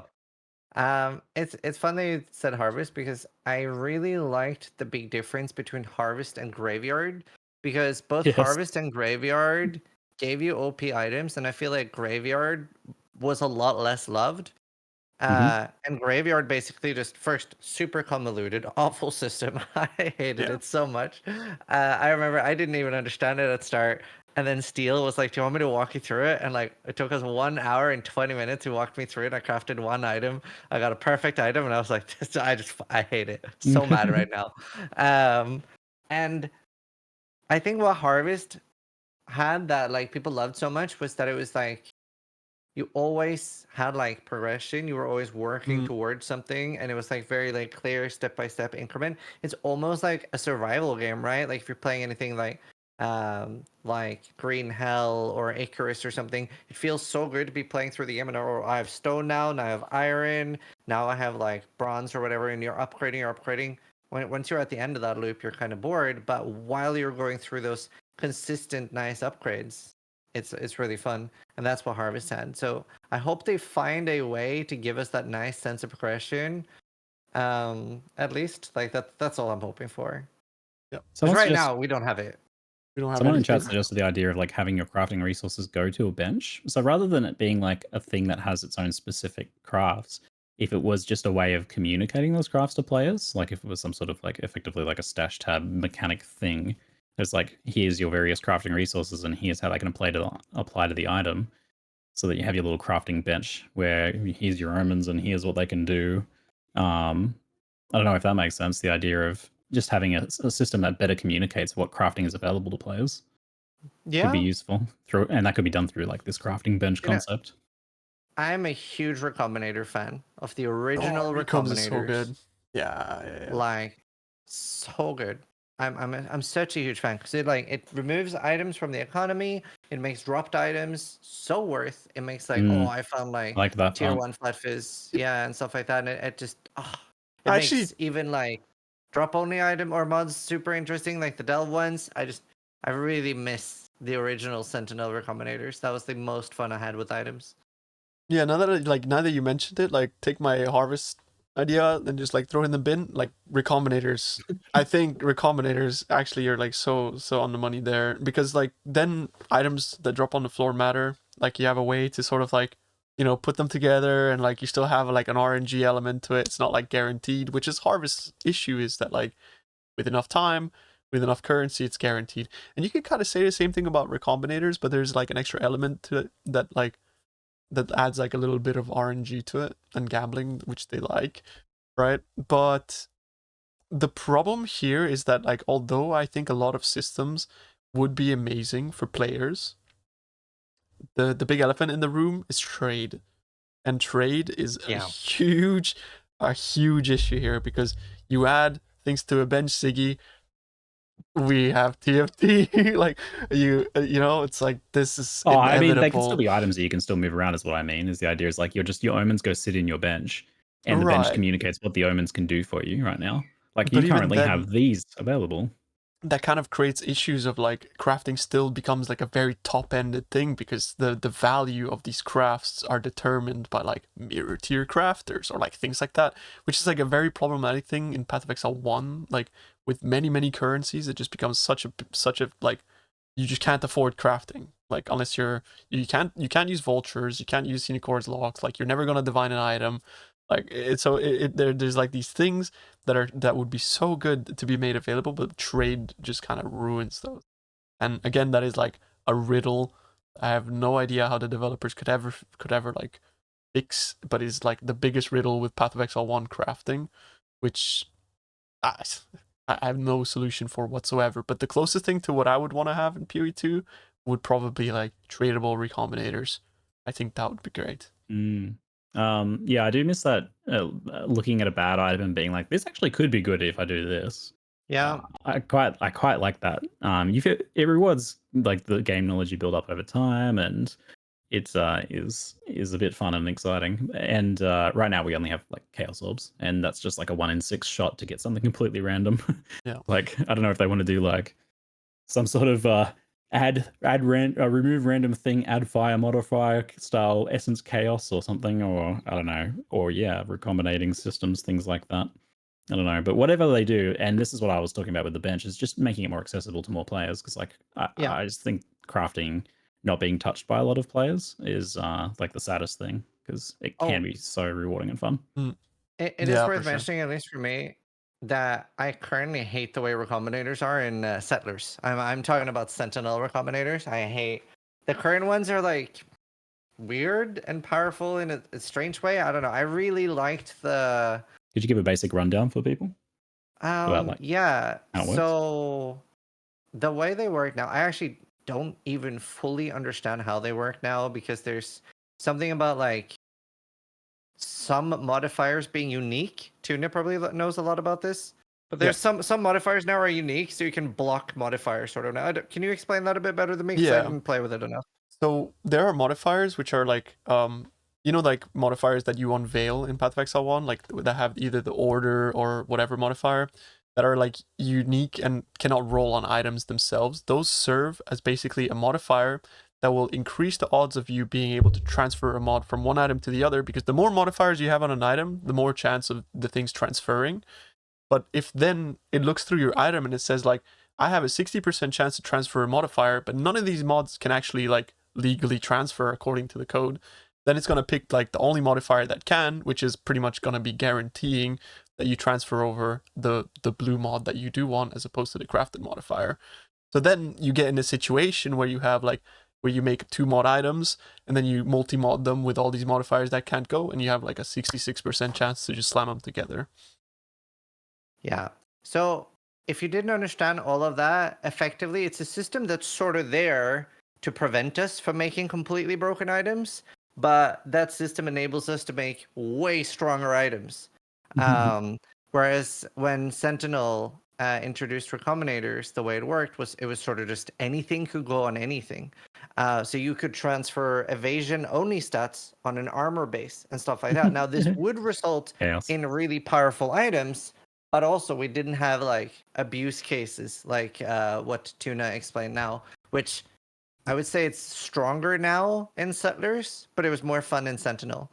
And you could have like really unique items that you just couldn't make before. Like you could have fist damage reduction on an energy shield or an evasion shield. And that, I love stuff like that. I really hope we see that again in the future, because that was my favorite item version of PoE by far. Also, it's not even remotely close. Yeah, and it spawned a lot of interesting strats too. Like I think like finding items, like corrupting items so that they would then have like they would drop identified. You'd run your identified filter. Like it's so much fun. And delve items, incursion. Yeah, it added value to like things that you would just like otherwise shrug off, because it's like, this is a dead base. Like what am I gonna do with it, right? The only thing I'd love to see a hard limit on is like you should never be able to have like multiple influences on one base. And you should never be able to have multiple fractures. That was stupid. Like I hate it. Once I saw like a 4 fractured, I don't know. It's like, okay, dude, like what are you doing here? So some context for people. So in Path of Exile 1, some league mechanics, some various things you could do could drop unique modifiers on rare items that you, or even magic items that you otherwise couldn't get. So like the temple modifiers, for example, could drop like a staff with a unique sort of added fire damage and fire leech or something like that. And that's the only place we could get that. So that achieves the result of making dropped items matter, because this item has a thing that you can't get anywhere else. So like delves, for example, you could get an extra spectre, one extra summon that you could have not otherwise get on a chest armor. So that was very valuable and sought after and very rare and unique to that one location, which also made that content more rewarding to do. So that's the thing that they could definitely expand on in PoE too. And the context for the recombinators, for our newbies, I think we missed the initial explanation, is that it takes 2 items and smushes them together, if you missed that part. True. So it's just like, you delete 2 items, create a new one. That's a combination of the 2. Some sort of weird The Fly-esque style mutation of items. And it's so fun because it deletes things from the economy. It creates like a really nice item sync. And it lets you like try and potentially salvage things in a fun way. So an item that is like 50% good and this other item that's 50% good, but both items by themselves are trash, you move them together, maybe you get lucky. Maybe you get an item that's 75% good or 100 or 0. One of those. I never felt like you could get to 0. Actually, I think that was one of the really nice things about recombs, is that like if you had a 50% finished item, you could move down to 30. It would be very unlikely to go to 0. But then at 30, you're like, it still has a couple mods, and then you can slam it with another item, and then it goes back up to 60. And that was like the thing that also felt good with recombs, is that it just always kind of felt like you were still at a point where you could technically kind of salvage things. until like maybe you just like keep doing that and then it's just unsalvageable, right? Yeah. So like if there was one really powerful modifier your item absolutely had to have, you'd have a 50-50 chance each time of Yeah. keeping it.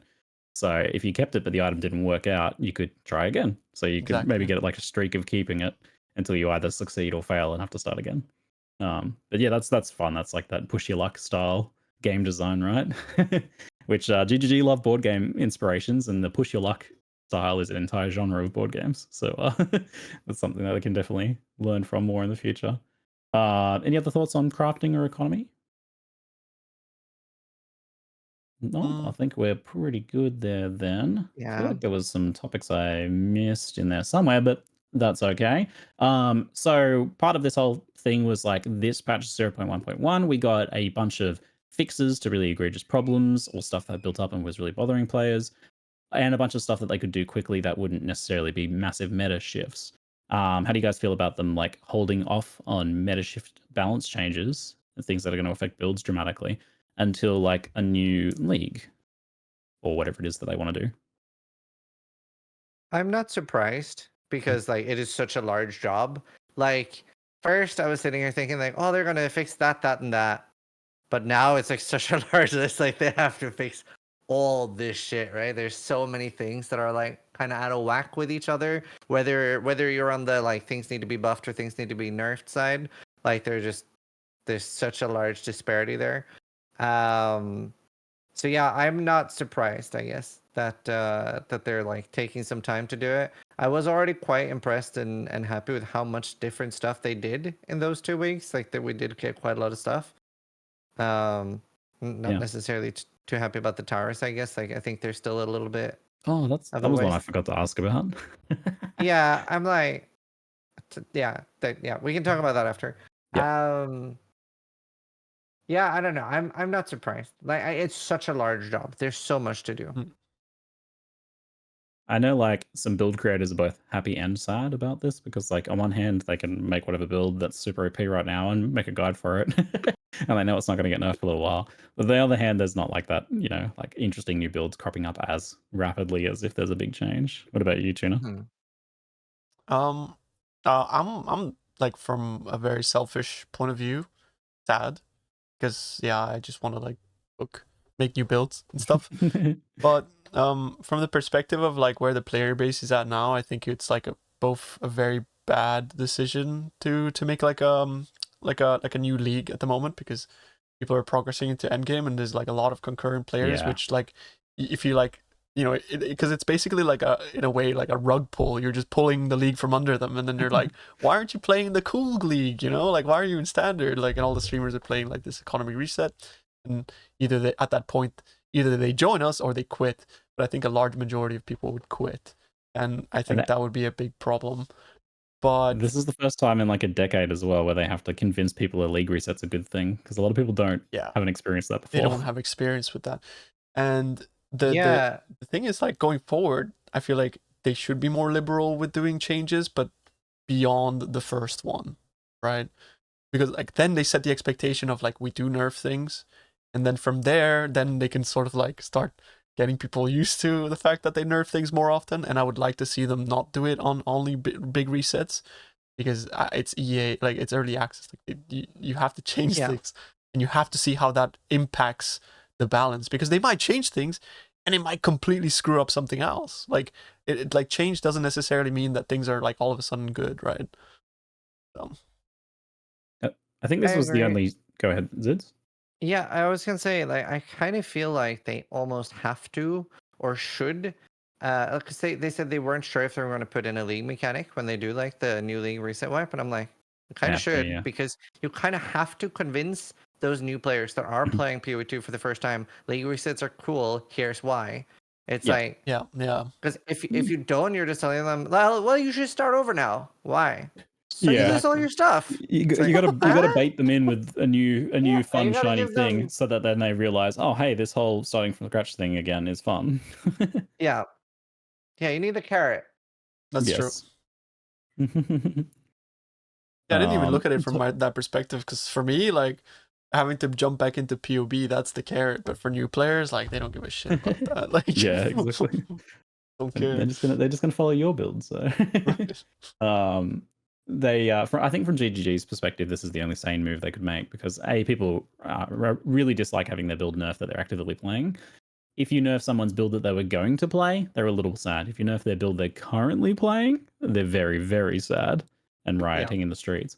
So there's that, but also from the testing perspective, like having a fresh start to actually evaluate their changes is pretty essential. So holding off on a lot of stuff until then makes all of the sense from a testing perspective. Like right now, if they nerf stuff, it's like they can't really like see what like a new build would actually perform like because people just slap all their like expensive gear on it and bypass the whole like feeling it out period, which is super important. So seems like the only sane choice ultimately. I guess the question just then is like, when does the new league happen? Like, what is that? We have this question mark about what's happening with Path of Exile 1, and like you said, a lot of people are only just get kind of into the mid-tier maps or something. So it seems like it has to be more than a month away. Yeah, I don't know. We don't Like know at all yet, do we? they were saying there's going to be a new league at the end of February or beginning of March for PoE 1. I am starting to feel like that's going to be delayed because they didn't they haven't really said much. But if they do delay, does that mean like they're going to do a new Path of Exile 2 thing first? I think like, and I've kind of always felt this is the case. As much as I want like Path of Exile 1 to like keep getting long-term love, is like it makes zero sense to dedicate time and resources to Path of Exile 1 right now when like PoE 2's current player count is higher than like Path of Exile 1's ever like highest ever. Some of them might go over though. Like why would you go for that, right? Like I don't know. I felt that too. I almost feel like they haven't started work on that because like why would they? They like there's still so much content they can make for PoE 2 and that's where everybody is. Which is like a sad thought that I have because I love PoE 1. I want to play PoE 1 again. That's why we're here, right? But I feel like it would have made sense to just be like nothing's happening in PoE 1 except for this like fun legacy league that we're running for a year while we do beta, so we can focus on the beta. Like I feel like that would have been like a stronger but hard. It would have been a tough pill to swallow then, but probably better overall in the long run to do something like that. But yeah, I don't know. I guess none of us can really answer that question yet until GGG says kind of what their plans are moving forwards, and I imagine they're probably figuring that out, to be honest.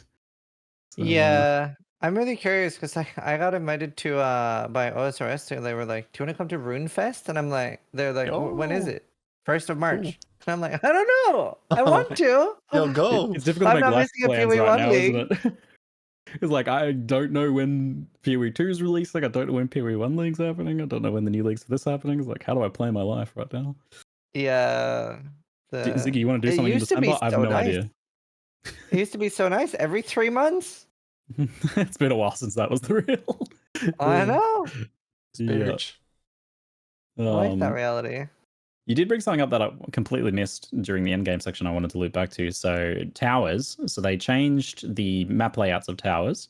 They reworked the existing one and added 4 extra. And they are gorgeous and way better. How do you guys feel about them? If you haven't played like Bluff and Plateau one, I think it's something like that. Those are like just gorgeous maps. I don't know if this is a hot take, but like in my opinion, just as useless. I strongly dislike maps because they feel very similar to me to filler maps is what I call them. Like a map without any link mechanic in it. I'm just like, eh. And that is a fundamental issue there. Yeah. So I just personally just still throw in like a tier 10 or tier 5 map in like towers because they don't have anything like breach or expedition or something, so I don't care that much about it. So yeah, I just throw in a filler map and then just do it quickly. Front up left. Let's talk about these two kind of things separately. So like firstly, like they've done these like new layouts and stuff which are way better than what we had before. Like even the reworked old tower map now is like above ground and there's not a bunch of rooms. I can actually throw my grenades at the enemies without them bouncing off. They're much nicer that way. Yeah. Sure.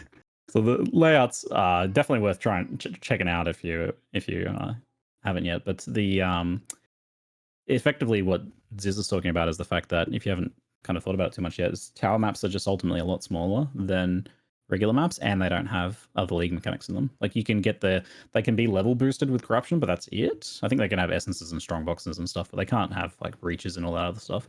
And Yeah. I just like I'm puzzled as to why they don't have like like each tower map has a guaranteed thing. I don't know why they don't have a thing in them. So like a boss fight Yes. or a big or a mega breach or a giant expedition that you then go and do. Like they should have like a super thing in them, right? I Like agree. maybe an arena with 3 bosses in it. I don't know. Like why I don't they like have a things. thing in them? So strange to me. Because that would, and then Give that it, would like make you use your actual waystones on them. Because if that thing could be made rewarding with waystones, then you'd Yeah. actually and care about it. imagine if you could have an even bigger tower that has 4 things in it. That'd be sick. I Like don't a think I can super Realized I was tower. making that I reference. don't think I can run 4 things. Oh, I thought you were. No, I didn't even mean to. I also call them things. Bro, I've been playing this game for 10 years and I call them things. I don't know what you're Seriously all though, about. actually a super tower with 4 things in them, like a really Yeah. big tower with a boss in it, not like Arbiter level, but like or Zeshtula level, that'd be cool. And then it affects like a large area.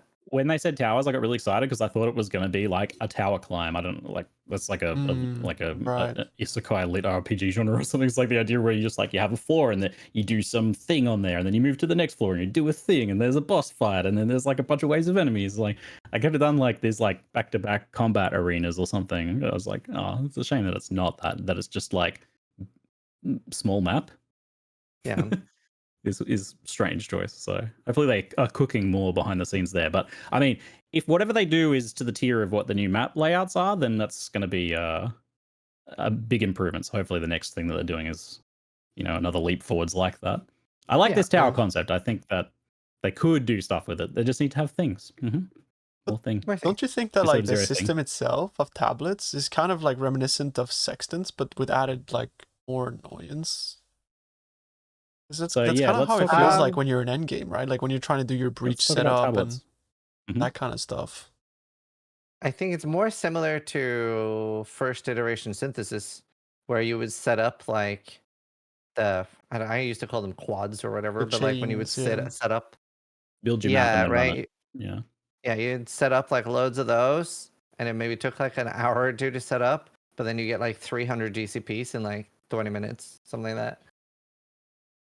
That's what it feels like to me, at least. I So preferred do that you- though. Oh, Because you really? could set up your thing, and it was like you're going down this path, and you know what layouts there are, and you know how many times you can run it, and it's like it felt like because you could run it also multiple times, so there was like that aspect of it, from what I remember, I and think it's very similar to what we have now, to be honest. yeah, maybe it's like rose tinted glasses, but I don't particularly like this system, and I just think a lot of the reason why is because of the fact that you have no real like unless you stack like all of them together, but it just feels like the setup aspect of it is it's so exhausting. It takes like so long to actually get like a really good setup. Like on top of that, because like a lot of people are obviously running, like if you have bad layouts, you will run those layouts before using your tablets so that you can stack your breaches and that kind of stuff. Like that's Yeah. very unenjoyable to me. Like I just ended up doing mechanics that don't care about layouts because of that. Yep. And I think it just took a lot away from my enjoyment of current endgame. I really don't like that whole setup thing. There's I feel that. definitely some missing elements of choice. I think fundamentally I like this idea of like building an area of the map and then being rewarded by it as you do it and having that exciting thing. And then traveling somewhere new and coming up with a strategy for that new place you travel to, like because every time it's going to be different, right? Like you adapt and evolve your strategy based on whatever layouts are there, how many towers there are, and where they're positioned. So I like that aspect of it, but there is definitely lacking elements of choice right now, which could be improved by the tree and various other little changes like that. But I feel like the crafting system is at odds with the tablet design because the tablets are supposed to be kind of this way of us choosing what we put on our maps effectively, but you can't really do much with the tablets. You just transmute them, augment them, and go. And Yeah. unless you have like a massive library of tablets, which you could eventually build up, to be fair, then there's Yeah. not really any choice. You just are running the tablet you have. You just put it in the tower. I don't know if Yeah, anyone. like I'm sure people who are, buying tablets with specific modifiers are in a different position, but myself as like the much more everyman player here, I'm just making tablet blue, put in tower, because there's no like reason to look at the modifiers or make any decisions, Yeah. because I don't have any decisions to make. So More you can 3 to everyman. 1 them, that's true. If you've got like that excess level of tablets, you can 3 to 1 them. Yeah. I don't Like don't if you're really in have like that much. juicing mode, you have a ton of tablets, and what you do is you just like transmute all of them, aug all of them, like control F quant, no quant, Yeah, 3 to and search what you 1, want. repeat the process. But And even then, it's like very your options are tedious. kind of So that's like that is a bit boring. Yeah. And also the options there I don't think are very interesting. Like there's not that many interesting. I looked at the It's just map quant. boss modifiers from that, Yeah. and it's like I was hoping that there was going to be some more exciting stuff on there, but Yeah. there's really nothing. It's just like boss drops more loot. Boss has 20% chance of dropping a waystone. Maps with bosses have an essence in them. That's that was the most exciting one. That one. Yeah, there should Like be that's more not of very that. exciting. Because like softcore trade, that just boils down to quant. Quant is such a powerful stat in PoE2. It's Yeah. insane. Because you don't have it anywhere else, right? You barely I'd ever have rather there quant. not Like, be quant on tablets.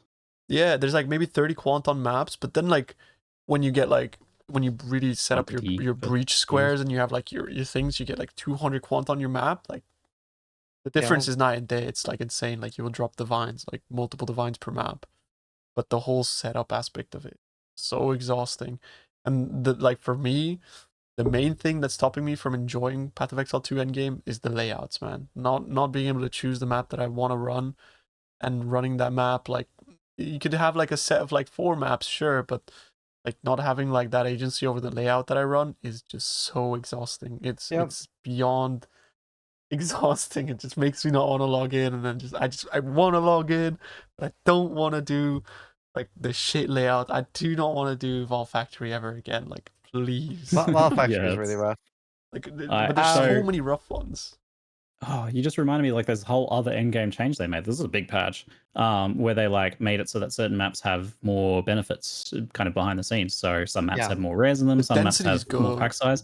I have Yeah, to say this yeah. change felt massive. Like Yeah, I yeah. noticed significant improvements to maps in general, but also like everything was more rewarding. But also I did notice certain maps being more interesting in different ways. But there was that factory one. I couldn't figure out what its thing was because it had nothing going on. But Yep. so there's some probably that still needs some more tweaking. But yeah, did you guys? Haven't done too much since the change, have you? But No. you're loving that one then, Tuna? Bro, Savannah map, like you walk in there, it's actually kind of like I was doing that on my like SSF hardcore character. I was kind of like scared. I was like, there's so many monsters. I need to be careful. Like, Oasis as well. It seems like any of the desert maps, for whatever There's reason, have that. like massive pack size boosts. I think they got 50% more pack size or something, because it's literally just back-to-back packs. Like there's not actually any gaps between the packs. It's wild. I was like, oh my Tons of god, I don't rares think I had too. PoE1 maps this dense. So I That's wouldn't be fun. surprised if they nerfed that at some point, but it was pretty fun though. I was like, this kind of makes sense. All the monsters are here to go to the Oasis, but there's no water at the Oasis, so I don't know. Yeah. I think So that that sounds good. change was big. Yeah, so lots of really good changes there. Actually, wow, I keep forgetting about them. I want to add something on the tower change. Yeah, To let you guys know, like a secret that I've been running. It's not a secret at all, but I've been doing like deli maps in the tower, and you can run deli maps over and over, and as long as you don't hit the tablet at the end, you could just run deli maps over and over and over and over and over and over again. Aw. And I've been doing bluff. That's why I was saying bluff. Bluff map is like strand, a straight line. You're 50 splinters per map, and I'm so happy. Okay, I've I been see. logging in these past Uh-oh. 2 days, and I've been having. That's a why you were blast. excited about Bluff Map. Yeah, it's so good. And if they nerf it, I will boost. be very sad. Straight to jail. Straight to jail. If they nerf it, but you said it on a podcast. I mean, How do they even fix that? Because that would mean that if you they have to make it so if you fail the tower, you can't reattempt. That's like the only way that I can think of to fix that.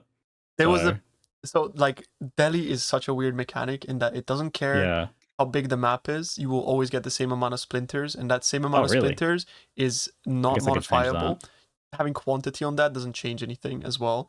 It's just Weird. about how much delirious percentage you have on the map itself.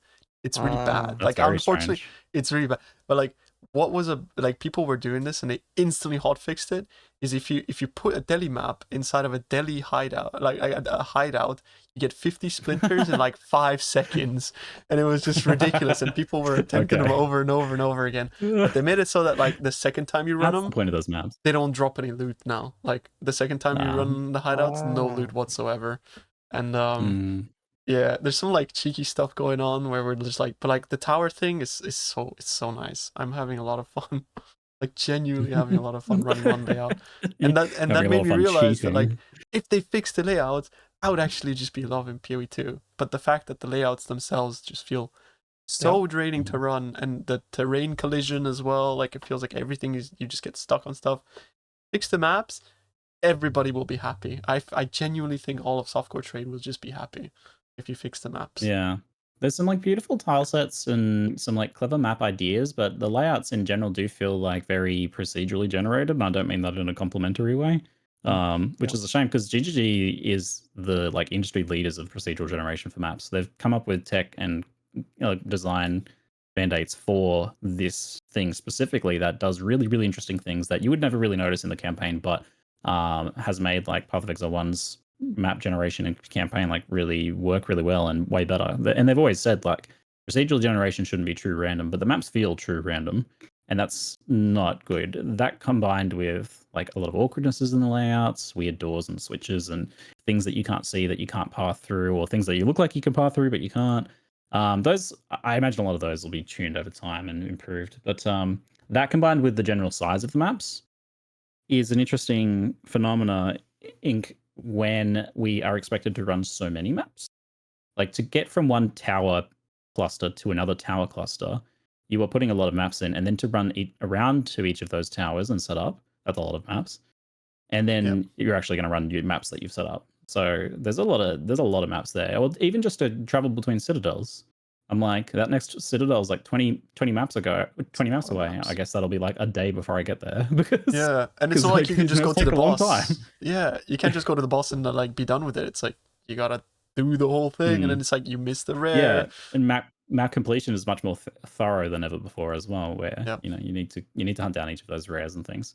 So like all of these things do seem to be stacked on top of each other to make like progressing through your atlas to be very onerous. And I don't know, like, I think I like the idea of you spending more time in one map because that means less time in your hideout clicking maps and setting up. Yeah. So I feel like that's good, but it being combined with having to do so many of them to set up feels like the atlas feels like it should be done with Path of Exile 1 size maps where we're doing them in a minute. But yeah, I don't know if you guys have any thoughts or solutions there.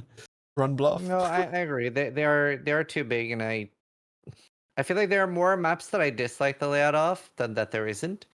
I remember when Brave Tro was added to Path of Exile 1, and they were like, "Oh, this is a PoE 2 layout that we're adding to PoE 1." And I was like, I fucking hope not. That's horrible. It is actually very PoE 2 now that I think about it. It's got like a lot of It is, and it is my least favorite PoE 1 map. So that has been a little frustrating, and that just, well, it was the case.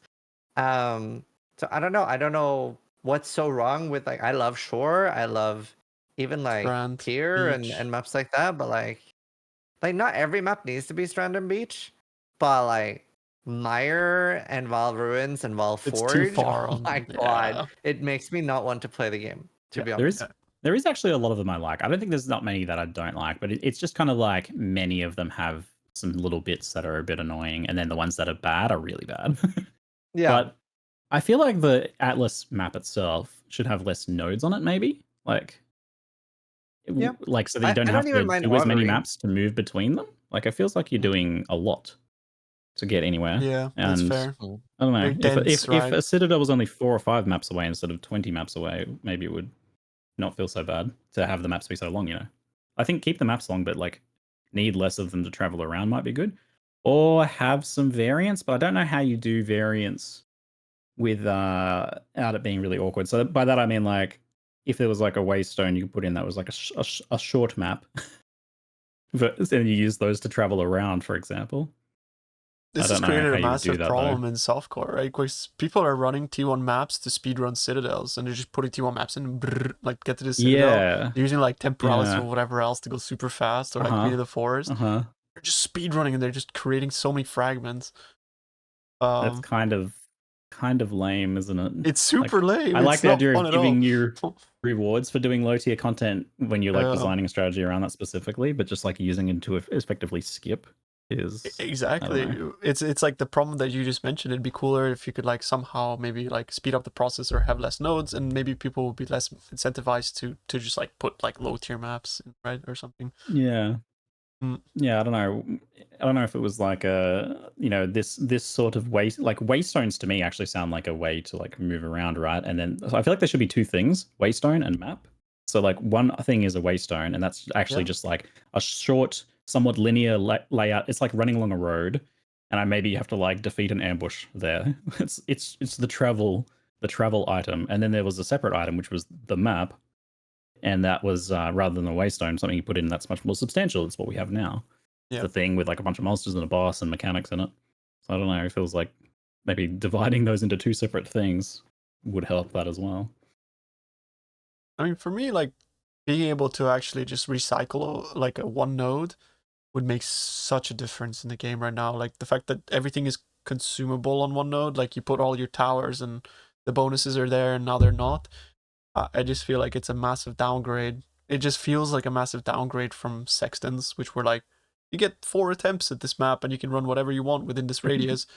That felt kind of good where it's like, I have an investment, I have X amount of times I can use. I know Sextons, like, people hated that because it's just added maintenance, but this is like, this is worse than that. Like, it's in all ways just a downgrade, and people hated Manual sexton. Sextons. Just give people time with this system. Once the masses really gets time with this system, and it's not gonna be good. Like, it's really not gonna be good. So you mentioned I guess sextants. Go ahead, Ziz. I was just gonna say, I guess it's like the action of doing it isn't particularly fun. So just like it might not be that bad like the first 50 hours you're doing it. Then the next 500, you're like, oh, here we Yeah. go. Yeah. Let's do some maps. It's funny that you mentioned sextants because so a mechanic you can do with the towers is if you put a map in and then just immediately replace it, it fails the map and deletes everything on that node. So you just put a tier 1 map in your map device, select a node you don't want to do with a bad layout or that you don't want mechanics to spawn on from towers, and then you delete that map. And then towers can't actually spawn things on a failed map like that. So what that means is you can actually go around. So imagine you've got a cluster of 4 towers, right? And there's some really good layouts in the middle. You go around to all of the maps around the outside of the towers, and you go and intentionally fail them, or you quickly blast through them on a tier 1 map. And by that you tower block the modifiers from the towers, from the tablets from spawning on them. So we've now got tower blocking, which is reminiscent of the old sextant blocking weird things where we would craft mechanics we didn't want in order to get things we did. And that allows you to like put your tablets then and then guarantee that they can only go there. So if you have only 9 maps where they could possibly spawn on, and you put a tablet in that says 9 maps will gain breach, all 9 of those maps will gain the breach. So you can super juicy maps like that. And this is a interesting system that was probably not intended and seems tedious and a bit degenerate. How do you guys feel about it? It's pretty degenerate, but we're almost going to always have these things. Like as a community, we're so degenerate. I showed like a short to my chat the other You have day. to stop us because we can't help ourselves. I know. I showed a short to my chat, and it was like it starts with like gaming in 2024, and it's like a girl sitting like this on her keyboard, and she's like brrrr, and like no scoping and like quick scoping and stuff like that, and just like super high level gameplay. And it was like me in 2003 gaming, and it's like, do you remember those like lasers in Half-Life that has like the proximity mine or C4 or something? So there's like a red beam, and she was like, jump, and she jumps on top of it and dies. And it's like, oh, and like it's a little bit true. Like we min-max gaming so hard now. The instant it comes out, that like it's changed so much. It's really fascinating. Bam. Yeah, it We makes can't me help think of ourselves. like of like games like OSRs that have existed for so long to where they had to have adapted the craziness of people's like efficiency. And how like Path of Exile has done that too amazingly, by the way. Path of Exile 1, where like they have adapted to like the absolute efficiency and min-maxiness of people. So Yeah, you have to curb the degeneracy in people's like. People are willing to min max the fun out of everything. it's a give and take though, right? I have a note from, I believe, Steel Mage, who said that if he got a divine orb for punching himself in the wang, he would speed bag himself, and that's very true. So it's up to the developers. Like, people will do that. So the developers have to stop us from speed bagging ourselves. I mean, that is true. So I think they like, yes, there's always going to be some element of it, but you have to. Yeah. Any divines? Yeah, you gotta they gotta manage that. They've done a pretty good job of that in the past, so I expect they will in the future here as well. Yeah, I don't love the tower blocking concept. Not really super keen in engaging in that, and I don't mind the idea of like the concept of the one attempt per map thing. You fail, you lose it. But there's a lot of work that needs to go into making that work, and the losing all the map mechanics in addition to the waystone and the tablet on top of that, and then not being able to put anything on there after that point, and then you have to run an empty map. Stings. Yeah. I mean, okay, so I think my favorite there would be 3 portals for white maps, 2 portals for yellow maps, and 1 portal for red maps. That's fine. Seems fine to me for softcore. I'm a softcore player. For red maps, you should have your defenses sorted out. It's I really enjoy 1 portal, but I don't like the fact that it's like every map is like one and done, no matter what. That's the weird part, I think. They have to delete the mechanics because otherwise people will like do what Tuna's doing and which is keep like, running the same map over and over. We've been doing it PoE1 and abuse it forever and having fun. Oh man. Why am I an abuser now? That's odds with the design and intent of the whole system, but whatever. You have fun in your tower, your single tower map. Tuna's just going to stay in one spot on his Atlas forever, just farming delirium shards. Tuna's going to have fun. That abuse is not bad during the early access, and it's like, for example, right? Like, think about how many hours have we all Mephisto farmed, right? You could think of that as like abuse, right? But obviously it's the intended mechanic. Like, I really miss having something like that in PoE, like piety farming. Actually, I loved when we could do the beetle. That was so fun. Yeah, I mean, you still have that actually, and I was doing that in SSF Hardcore, and I was telling chat, like, I don't know why I prefer doing this over mapping. Because, like, yeah, like, I was doing, like, the swamp farm. Like, I don't know if you know, but, like, basically, like, you could just kill, like, 2 rares over and over again, and I did that for, like, 3 hours, and I'm like, kind of enjoying this because I'm getting like meaningful upgrades. When I drop exalts, I'm excited. I can exalt my item. It would improve. Like, I would drop like a new base staff and it's got, like fizz on it. I'm like, let's put it in the stash. And I just need to have like things in the game for you degenerates that love doing the same thing for 12 hours straight. So just like have like a accessible piece of content where you can do that. So we can keep you out of our maps. It doesn't necessarily have to be the same thing because, like, if all map layouts were, like, not completely terrible, I would be okay with jumping from layout to layout. But, like, right now, it feels so punishing to go from a good layout to, like, a bad layout. It just feels like you're in a different universe. And like, if you're playing a character that uses a mobility skill, like, getting stuck on every little object, and there's so many objects everywhere. Like, Willow could be a great map, but you know what? Let's just put 7,000 trees in it. Like, why? Why do you do that? It's like so annoying. Somebody in Tunis chat just said exactly what I feel. Like doing the trial farming, like Trial of Sekima is by far the most enjoyable thing in the game right now, in my opinion. Yeah, it's I actually the thing I've done the most. I think if I total it up, it's either 5 or 6 full days of farming, and that's like 20-hour sessions, like 18-hour sessions. So I've done a lot. I got like 7 tabs of jewels, and that's including 3-to-1ing all the blue ones. So just absolutely loved it. It's so fun. More stuff like that. I should attempt it because like I haven't farmed that at all. Really so that's probably like some fun that I could. I like it a lot more than Sanctum. I get a lot of people's like issues with it as an ascendancy mechanic, and I potentially agree that it's not necessarily a good choice for that. But as a piece of content, it's great, and it works really well in PoE too. I liked Ventura's take that when you're ascending, especially on softcore, if you die, it should let you continue, and you just don't get any rewards, so that the Yeah, I like honor that is idea. tied to the rewards and not your ascension. I think that's fine. You don't get your loot room, but you can still ascend or something. Yeah. Yeah, you lose your honor, so you can have a dishonorable win still, dishonorable Can have completion. a dishonorable win, exactly. Yeah, I like um, that. the one death per map thing, I think, even if this is what I've been telling people lately, even if they don't keep it long term, it's good for us and good for the game that they're trying it now, because it forces them to like really address a lot of problems they would otherwise maybe just ignore because they're not that big a deal. So like Mhm. all of the monster improvements we got right now, I feel like are a direct result of the one portal thing, because people would not Cool. be as peeved about random cheap deaths if they weren't losing their maps and being like massively punished for it. And then addressing like various other features and aspects of the end game because of this. So just let them cook for a little while and make all these required improvements to try and make this work. And then A great if point. maybe if it's a doomed point in the end, if it's a doomed idea in the end, then we all win still. We benefit. Yeah. I think they should Do stick you to the find- guns. It's great. I think adding like opportunity cost to like your build not being able to do content is important. Like in PoE1, things we do with 6 portals, like like we do some crazy stuff with 6 Yeah. portals.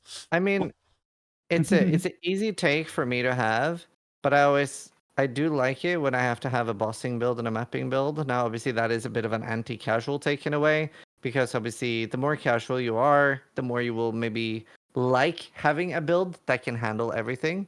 I see that.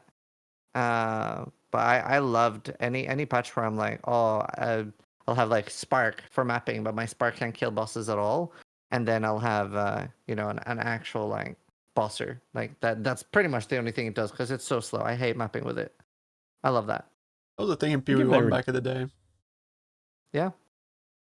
I think if they reduce the punishments a bit, so you don't like insult to injury massively when you do fail, then it could work. If they also really get the tuning right, so it puts a lot more work on them honestly to make it work. But if they do, then I think more people will be enjoying it. But I also am not like 100% sure if it's the right call or not. I just want to see them cook it out Yeah, and it's see fair. what happens with it.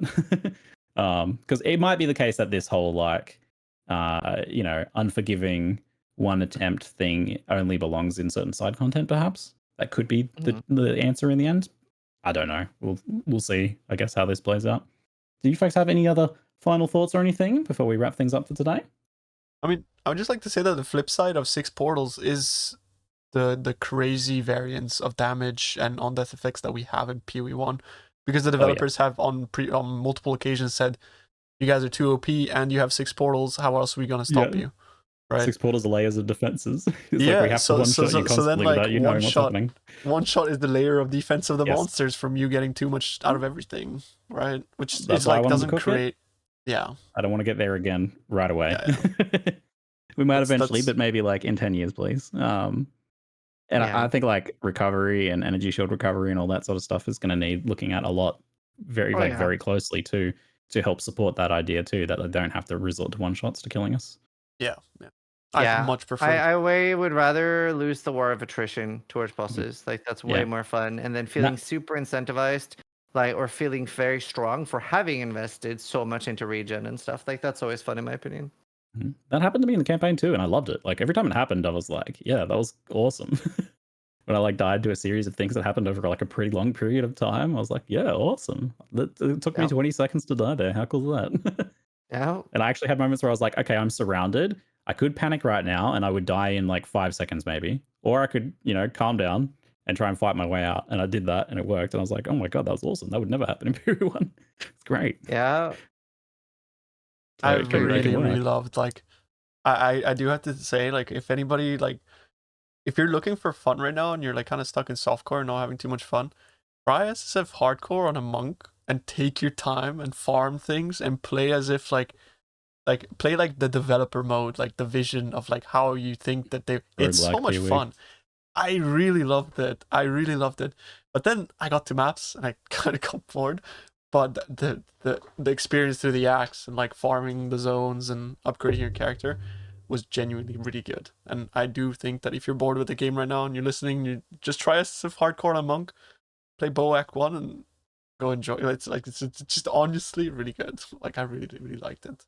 And that comes from a tryhard softcore player, right? So So we talked a lot about like things, changes we want to see in the future, or things that we feel like aren't there, and discussed a lot of that. But overall, I feel like this patch was like a huge win for them. I saw someone say it felt like multiple steps forwards and 0 steps back. I think that was NeverSync, which is so very refreshing instead of being like 2 steps forward, 1 step back or something. It's like it was multiple wins here. I feel like for this patch.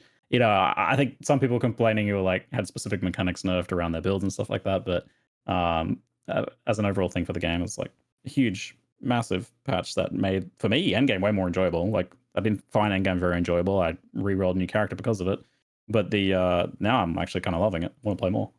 Well, that's good. looking forward to more I changes agree. too. Only W's, and it was so fast. Like, because Yeah.